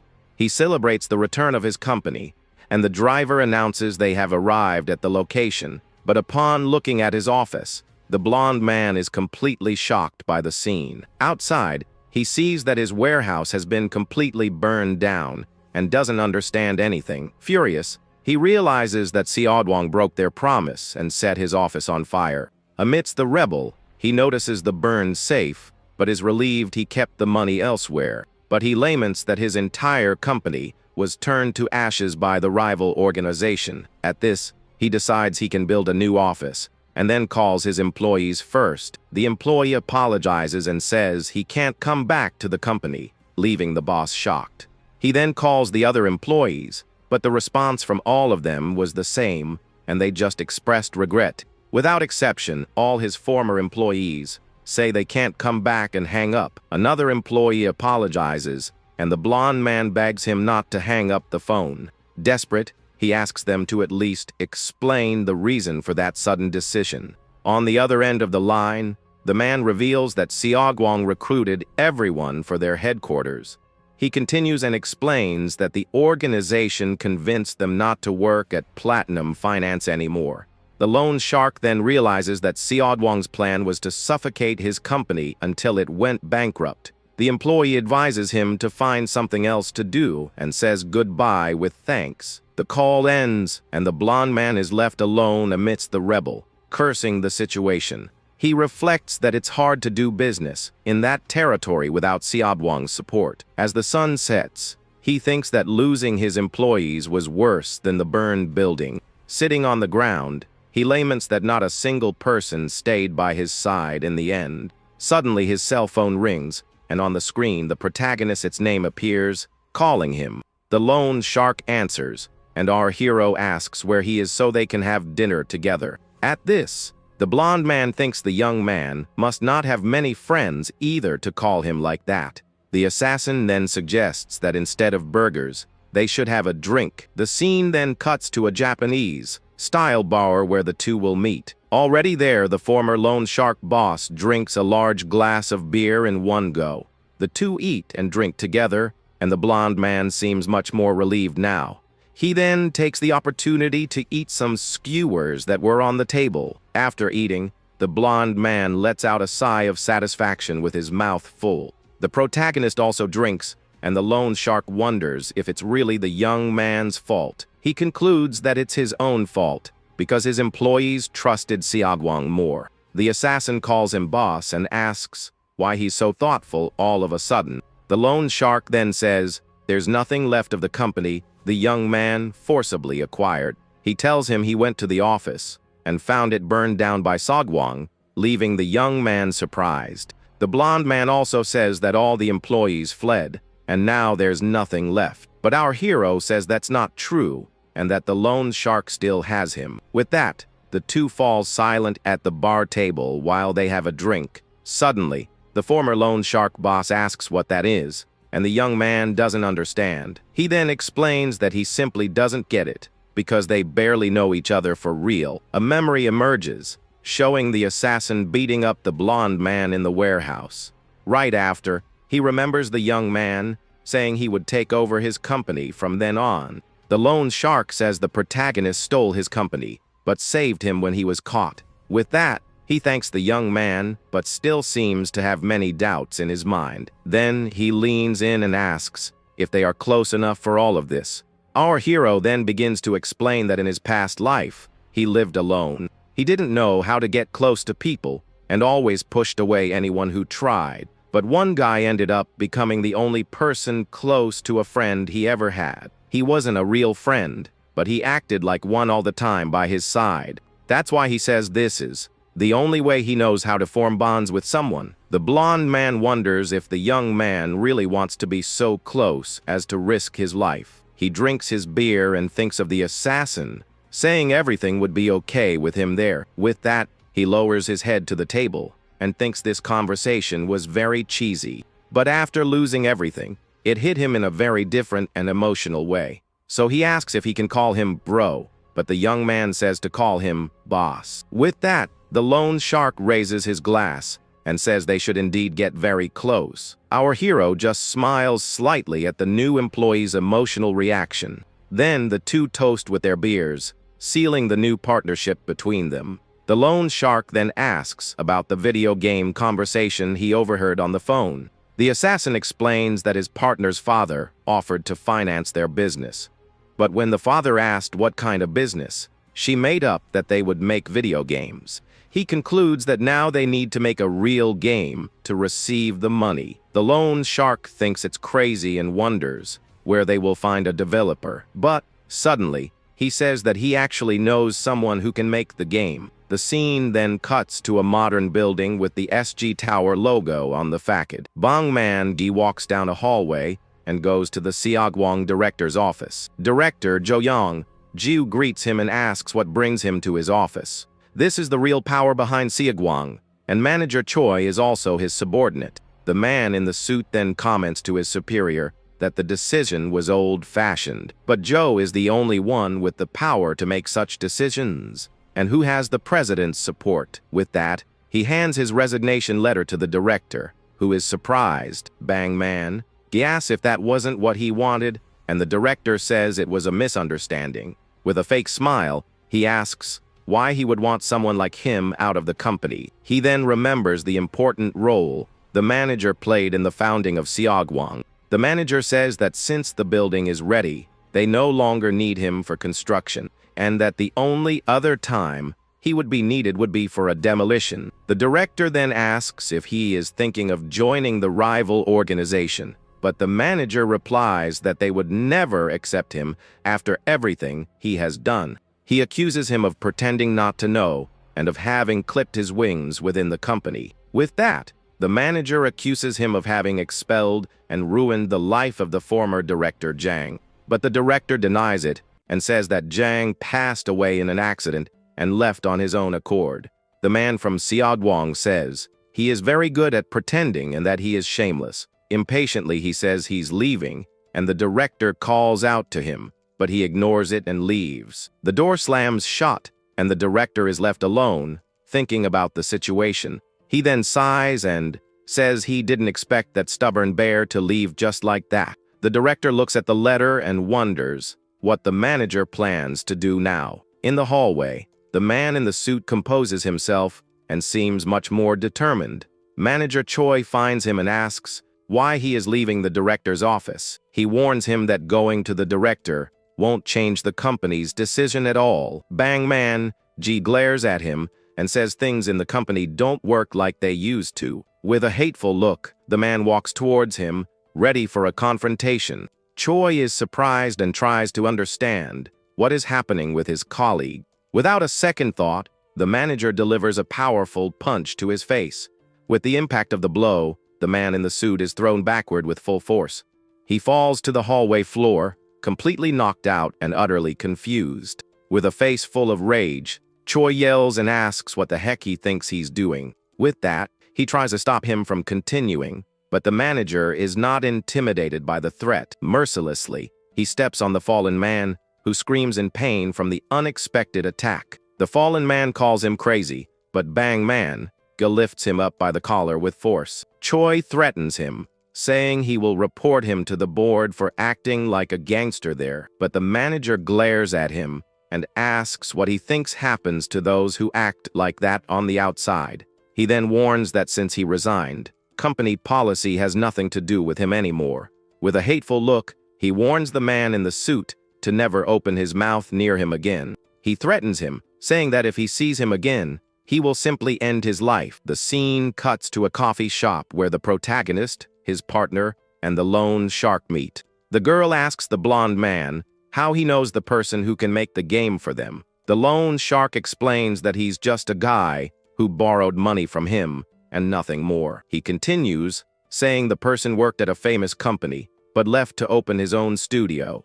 But the business didn't work out because they were betrayed by an employee, and the game wasn't released. To keep the company afloat, they took out a loan, but ended up going bankrupt and are now paying interest. With that, the assassin asks the blonde man to sell that person's debt to him. Bake agrees, and the partner finds his detached attitude towards his old company strange. He then says he will trust the boss and follow his orders from now on. The pink-haired girl asks how he managed to make the lone shark so loyal. The protagonist explains that the plan is to buy the debt and have the guy make a game for them. A little later, they meet with the former developer, Lee Min Sang. The young man thinks it's a prank, and the young man's partner says it's a serious offer. She then explains they will pay a salary and that he just needs to worry about creating. Most importantly, the debt will be forgiven once the game is finally ready. With that, she warns him that if he makes a half-hearted game, the debt won't be forgiven. The young man is offended and assures her he would never make a game half-heartedly in his life. Our hero remains silent, observing and evaluating the developer. With the proposal accepted, he then asks what the concept of the game they want is. The protagonist surprises him and tells him to make the game he always wanted to create. The scene cuts to the office of the young man's partner's brother, who seems very annoyed.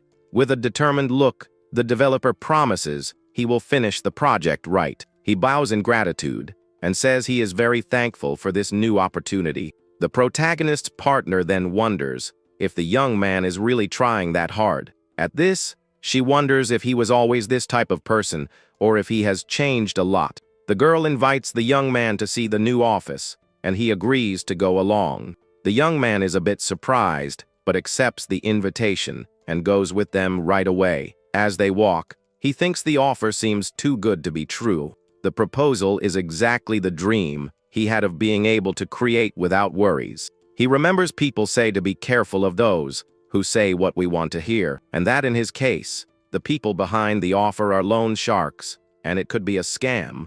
The protagonist's partner announces they have arrived, and the young man's jaw drops. They are in front of a huge building, and he can't believe what he sees. The young man wonders if they just pointed to a random building to trick him. With an invitation from the girl, everyone enters the building and goes to the new office. Inside, they find a modern and fully equipped office to work in. The partner asks if it's enough, and the young man says it's more than perfect. He asks how they arranged everything so quickly, and the protagonist explains. The young man says that the previous tenant bought everything, and they bought the whole package. With everything ready, the loan shark says he's going to the restroom, and the developer decides to go too. The sign on the restroom door indicates that the area is reserved for men. In the restroom, the blonde man comments that he drank too much at breakfast, hence the urgency. The young man asks if he's closing the deal, and he says his debt now belongs to the girl. He washes his hands and still can't believe the proposal isn't a scam. The former loan shark boss dries his hands, and the young man says everything seems too good. With a smile, he says he knows the developer has nothing to lose. He wrings out the paper towel and says if he had anything, he would have already taken it from him. With that, the young man seems to finally be convinced that the offer is real. The blonde man tells him to get used to incredible things if he's going to work with them.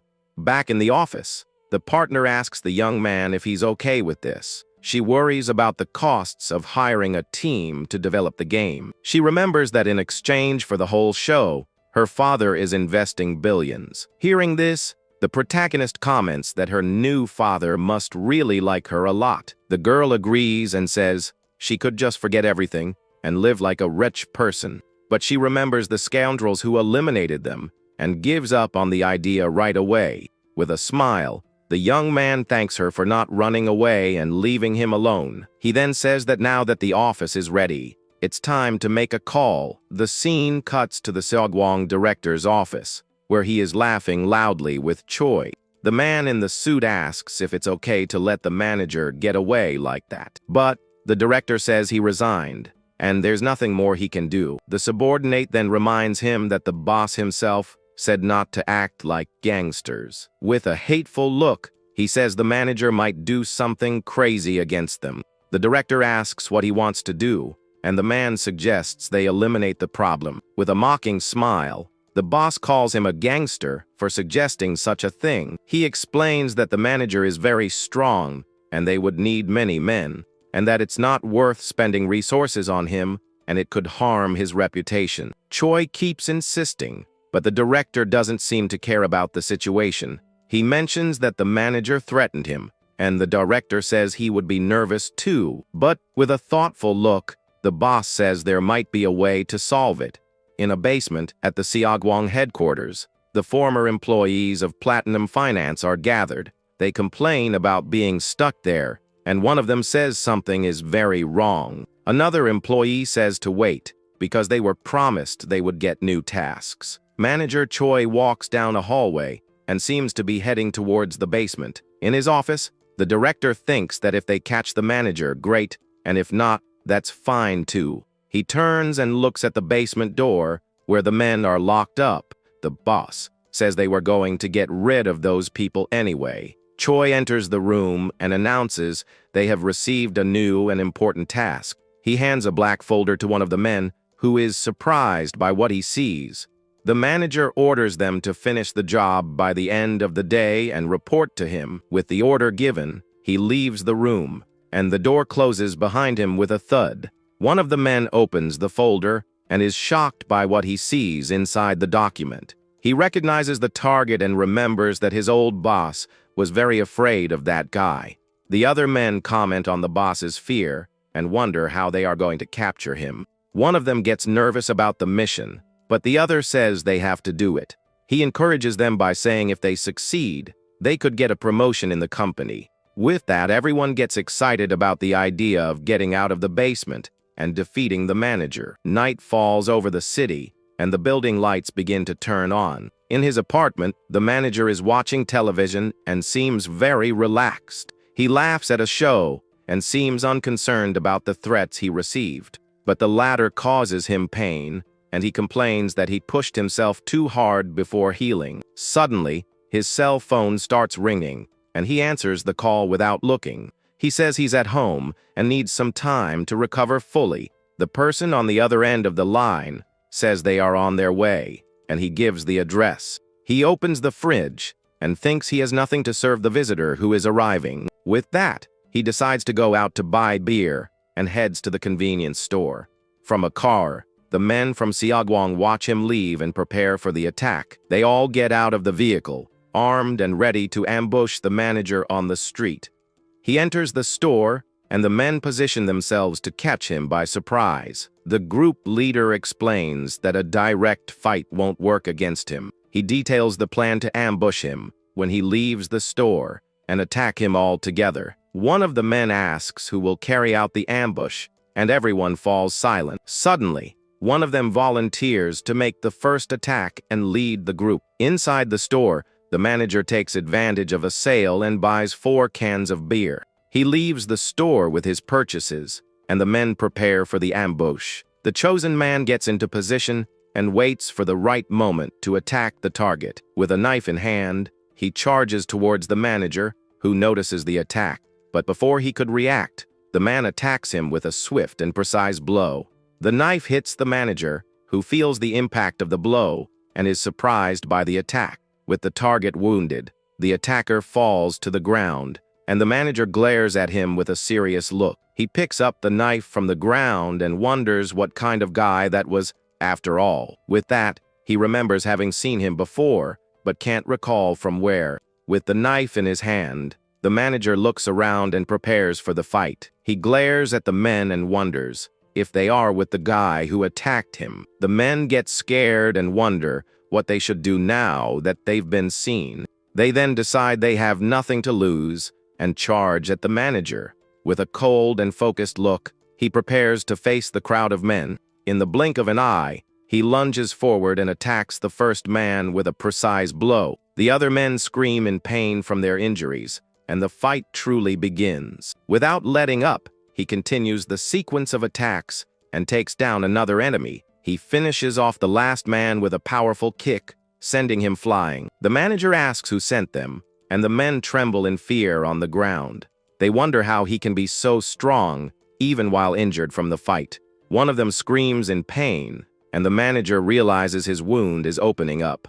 Another man takes advantage of the opening and charges to attack him with a knife from behind.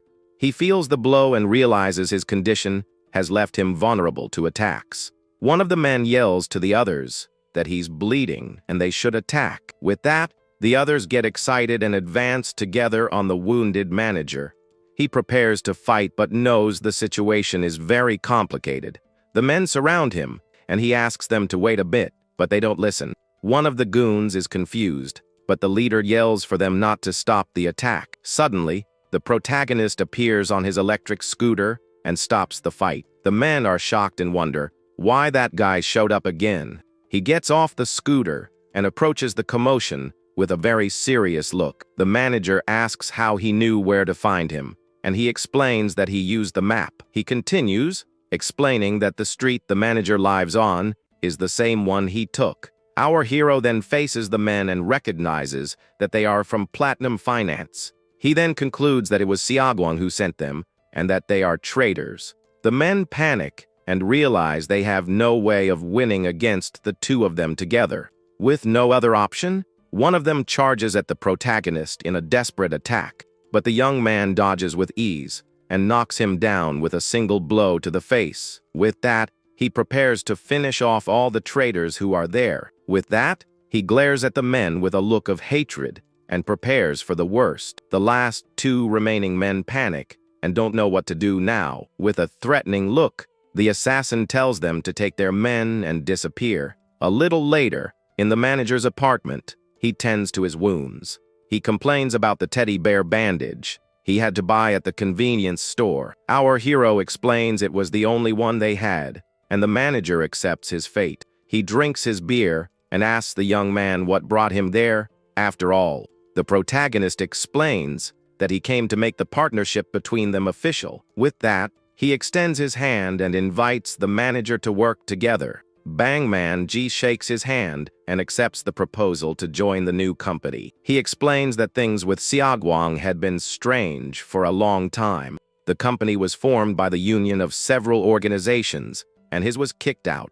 He stayed because he believed in the company, but it showed its true colors. With that, he reveals that the 2 biggest organizations were once one in the past. The manager reveals that a long time ago, one man conquered the entire underworld. He unified all the gangs and built a crime empire in the city, but he was good at conquering, not at ruling, and was betrayed by his men. The empire then split in two, and thus Xiaoguang and Dongshan were born. Hearing this, the young man says that if someone has already done it, he can do it too. But the manager reminds him that the story ended with the empire falling apart in the end. The protagonist replies that then he simply won't stop conquering. The man from Xiaoguang is surprised and thinks that maybe the young man can actually do it. He then drinks his beer and seems more confident in the assassin's plan. The scene cuts to the Xiaoguang director's office, where he is furious with Choi. The men who were defeated are all injured, and the manager complains. He calls them weak and gets angry that they couldn't defeat a single man. But the men think he's not a real gangster and get irritated with him. They wonder why he's freaking out at them and not at the director. With a hateful look, Choi scratches his head and wonders if the manager found out everything. He wonders if Bang Man Ji knows that he was the one who sent the men after him. With a look of hatred, he asks the men if they told him that he sent them. One of them remains silent, but a flashback shows they confirmed the information. The protagonist asks if it was Choi who sent them, and the man agrees right away. But the goon denies having said that, leaving the manager completely confused. He explains that they didn't say who sent them, and Choi is relieved by the news. He warns them that they lost their chance for a promotion and leaves the room. With the door closed, one of the men curses the manager, and another calms him down. He says that Choi is still one of the director's dogs, and they can't confront him. One of them asks why he didn't mention that the protagonist helped the manager. The man explains that the young man is still with the lone shark and that he is being manipulated. He didn't want to get in the way of his old boss, so he remains silent about the help. With that, the men wonder what they are planning to do together now. In the director's office, he says the manager is like a kite with a cut string. He doesn't believe he can do anything, and manager Choi agrees with him. The director wonders why the manager hates him so much, and Choi makes a joke about it. With a smile, he tells the director to treat him well if he wants to stay alive in the company. He then gives the manager a new job and remembers the request they received. In exchange for a project, they need to eliminate someone, and now they know who it is. He hands over the protagonist's partner's photo, and the manager is surprised. The director explains that the request came from her brother and that he's an important guy. He scoffs at the situation and says these rich families are worse than gangsters. With that, he tells Choi to pick 2 men and take care of the girl as quickly as possible. Leaving the room, the manager looks at the photo and wonders if he really needs 2 men. The protagonist's partner says they need a name for the new company. They will need the name for registration and to report to the president. The young man suggests they use something simple, like their names or initials. He thinks of initials and suggests the company name BB Company. The partner asks what it means, and he reveals it stands for Bad Business. She laughs and says she likes the name, and that they can come up with a better meaning later. The scene cuts to the room of the young man's partner's brother, who seems very annoyed. With a confident smile, he thinks about the name of the new company they created, BB Company. Just then, the president asks the girl what her new company's name means. She then makes up that the name means brave and bold, and her father likes the idea. With that, the president tells her to live up to that name, and she agrees excitedly. Leaving the room, she thinks about how hard it is to make a living and get what you want in the world. Suddenly, her cell phone starts ringing in her pocket, and she takes it out to answer the call. The pink-haired girl answers the call and seems very confident while speaking to the person. On the other end of the line, her driver says he came down early to prepare her car, but he warns that someone slashed the tires and it will take a while to fix. Hearing this, she is shocked and realizes someone did that to her car on purpose. She then dismisses the driver and says she will go home alone after work. Night falls over the city, and she calmly walks through the busy streets. Suddenly, the girl looks back and realizes she already knew something like this would happen. With a serious look, she confirms her suspicion that someone is following her through the streets.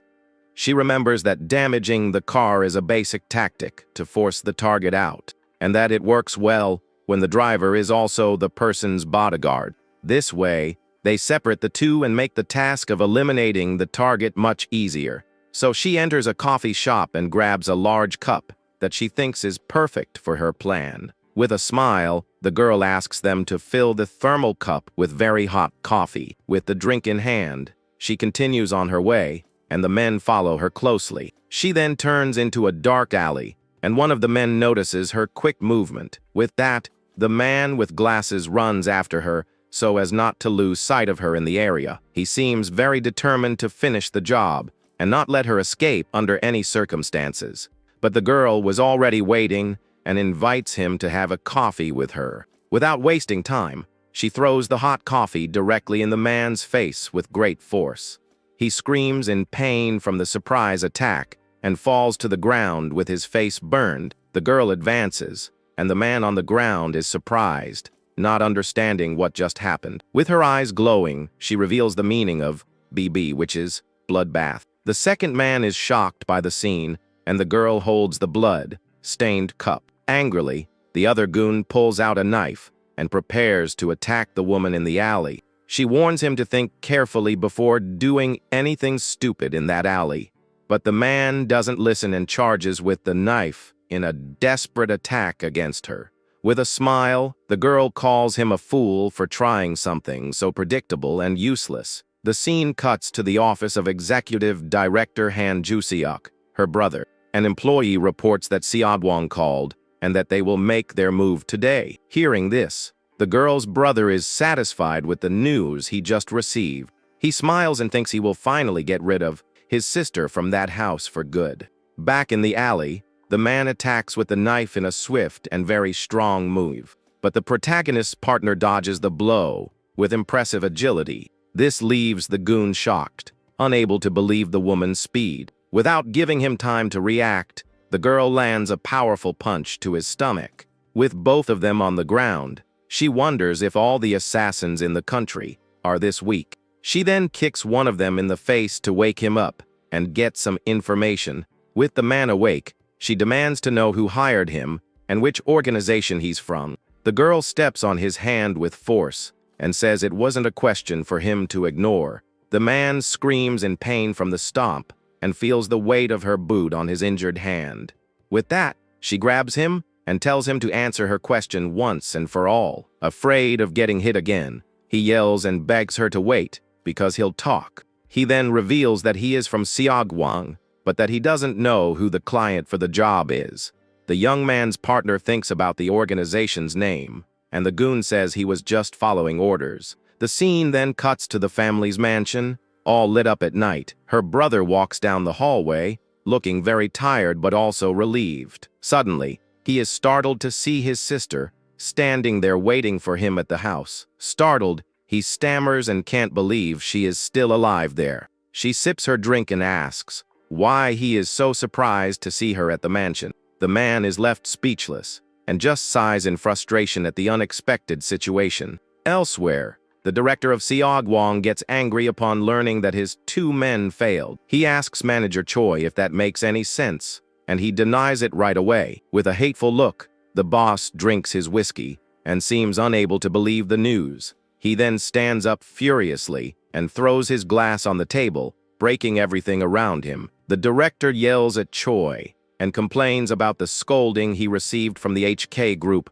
for the failure. He continues the lecture, saying if gangsters don't do their job, who can you trust? With that, the boss says he now understands why people hate manager Choi. He questions why he sent idiots, and Choi says they were good men. Tired, the director drinks his whiskey and says he will choose the best, Blade, in the company. A few days pass, and the dust seems to have settled for a brief moment. In his apartment, our hero gets ready and puts on a suit to go out. He looks at himself in the mirror and thinks it's strange to wear a suit, as he used to wear one every day. The young man remembers that in his past life, he wore a custom-made suit from New York. But the suit he has now was bought at a random store in front of the station.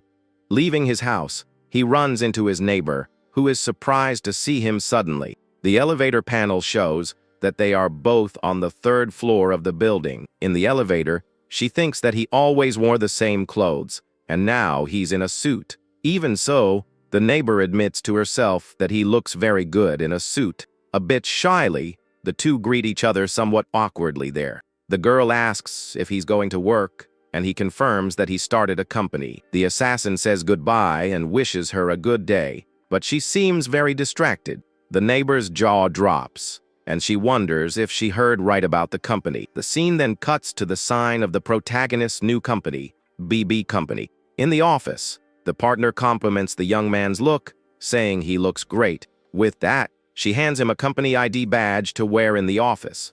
The loan shark is also in a suit and complains that the style doesn't suit him, but the girl compliments him and says the suit looks much better on him than she expected. The developer says it's the first time he's worn a suit to work on games. Looking at the ID badge, he realizes he has been appointed as the development team leader. This leaves the loan shark confused, and he asks what his position is in the new company. The partner then introduces the protagonist as CEO Jin Jaein. Next, she introduces herself as Vice President Han Salmi. The loan shark is then introduced as the new Executive Director Baekjum Tae. And finally, the former manager of Seogwang is introduced as Director Bang Man Jai. With that, the loan shark realizes his position is higher than the manager's and feels good. He laughs and says the two of them will work hard together in their new company. The ex-manager from Seogwang finds it funny how they sound like a company's leadership. Our hero then asks if the manager has any ideas for them to build the company. With that,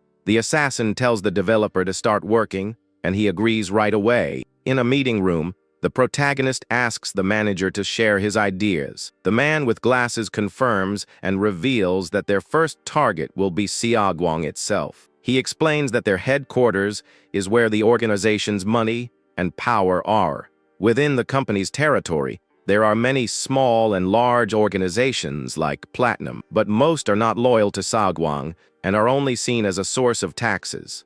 The blonde man confirms the information and gets annoyed remembering how they treated him. The manager reveals that the plan is to use this resentment and take over the organizations one by one. They will form a new organization within Seogwang's territory to fight against it, and as the new organization grows, others will join their banner. With that, they will finally have a real body and the power to fight on equal terms. Our hero agrees with the plan and says it's a great strategy to start. The partner then asks what the first target will be, and the manager offers to choose. He says he knows the roster by heart and can pick the perfect target for them. The loan shark gets annoyed seeing that the manager is already taking the lead in the company. He thinks his title is higher, but he'll soon end up losing his position to the manager. Meanwhile, the developer starts organizing his game plans on the computer. He wonders what kind of people they are and what they want with a company. The young man thinks none of them seem like the type to work with games or technology. He doesn't feel like the company is real and wonders why they hired him to make a game. Suddenly, the young man's partner appears and asks how the work on the game is going. She tells him not to hesitate to ask for anything he needs for the project. With that, the young man says the most important thing right now is to hire more people. He explains that he's the only one on the development team and needs help with the game. The girl informs him that they can only hire a few people and that the main business isn't games. The developer thinks it was already good enough to have his debt forgiven and shouldn't ask for more. He asks why she is doing this, and she remains silent for a moment. With a serious look, she thinks about the best way to explain her plans to the young man. She then reveals that the company's main business is buying and absorbing other companies, and that they wanted creative people to build something with the money from that business. With a smile, she thinks the young man is easy to motivate, and he promises to do his best. Elsewhere, the loan shark asks the manager when he came up with that plan. He explains that he thought of it when he was in charge of the external organizations. To guard against threats, he simulated various scenarios and chose the most realistic one. The blonde man then asks what the vice president does, and if she and the young man are dating. The manager denies the dating part but confirms that the two seem to be very close. The blonde man says the protagonist is not easy to understand, and the manager agrees with him.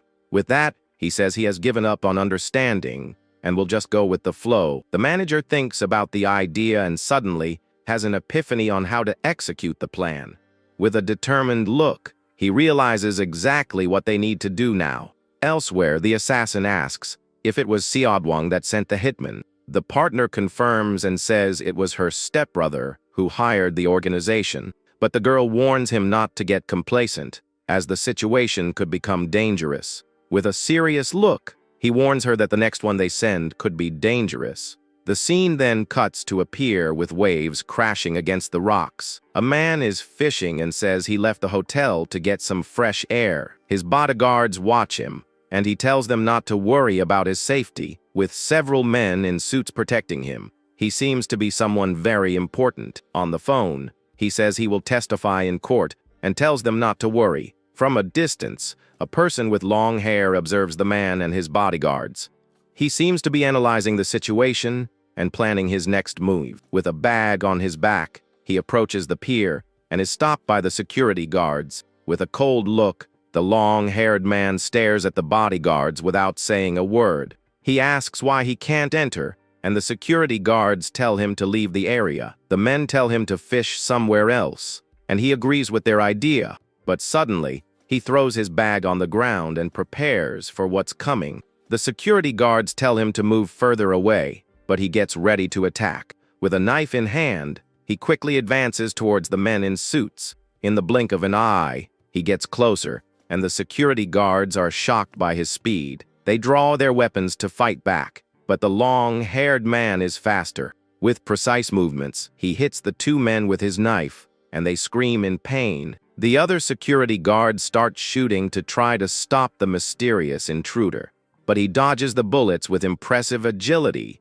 and continues his attack. With swift movements, he closes in and prepares for the next blow. The men are shocked and can't believe the assassin's speed. Lying on the ground, the security guards don't understand what happened so quickly. One of the men gets angry and calls him a scoundrel, but he is not intimidated by the threat. Without giving him time to react, the assassin hits him with a powerful kick to the face. With the man on the ground, he picks up his weapon and prepares for the rest of the fight. The target yells for the other security guards to get the intruder, and they shoot again. The long-haired man returns fire and hits the men with precision. He dodges the shots and wonders how the assassin can be so fast. Unfazed, he continues shooting and hits another one of the security guards. With the men falling, he approaches the target to finish the job. The man with glasses screams in fear and tries to run, but it's too late for him. The assassin shoots, and the target falls to the ground, lifeless from a clean shot. He then picks up the man's whiskey bottle and examines it with a cold look. With a smile, he compliments the drink and seems satisfied with the job done. With the men on the ground, he announces that the job is done and asks for a clean-up. He then approaches the edge and says he already has another job waiting for him. With his phone in hand, he seems to be waiting for the details of the next mission. Opening his phone, he sees the photo of his new target and finds her very beautiful.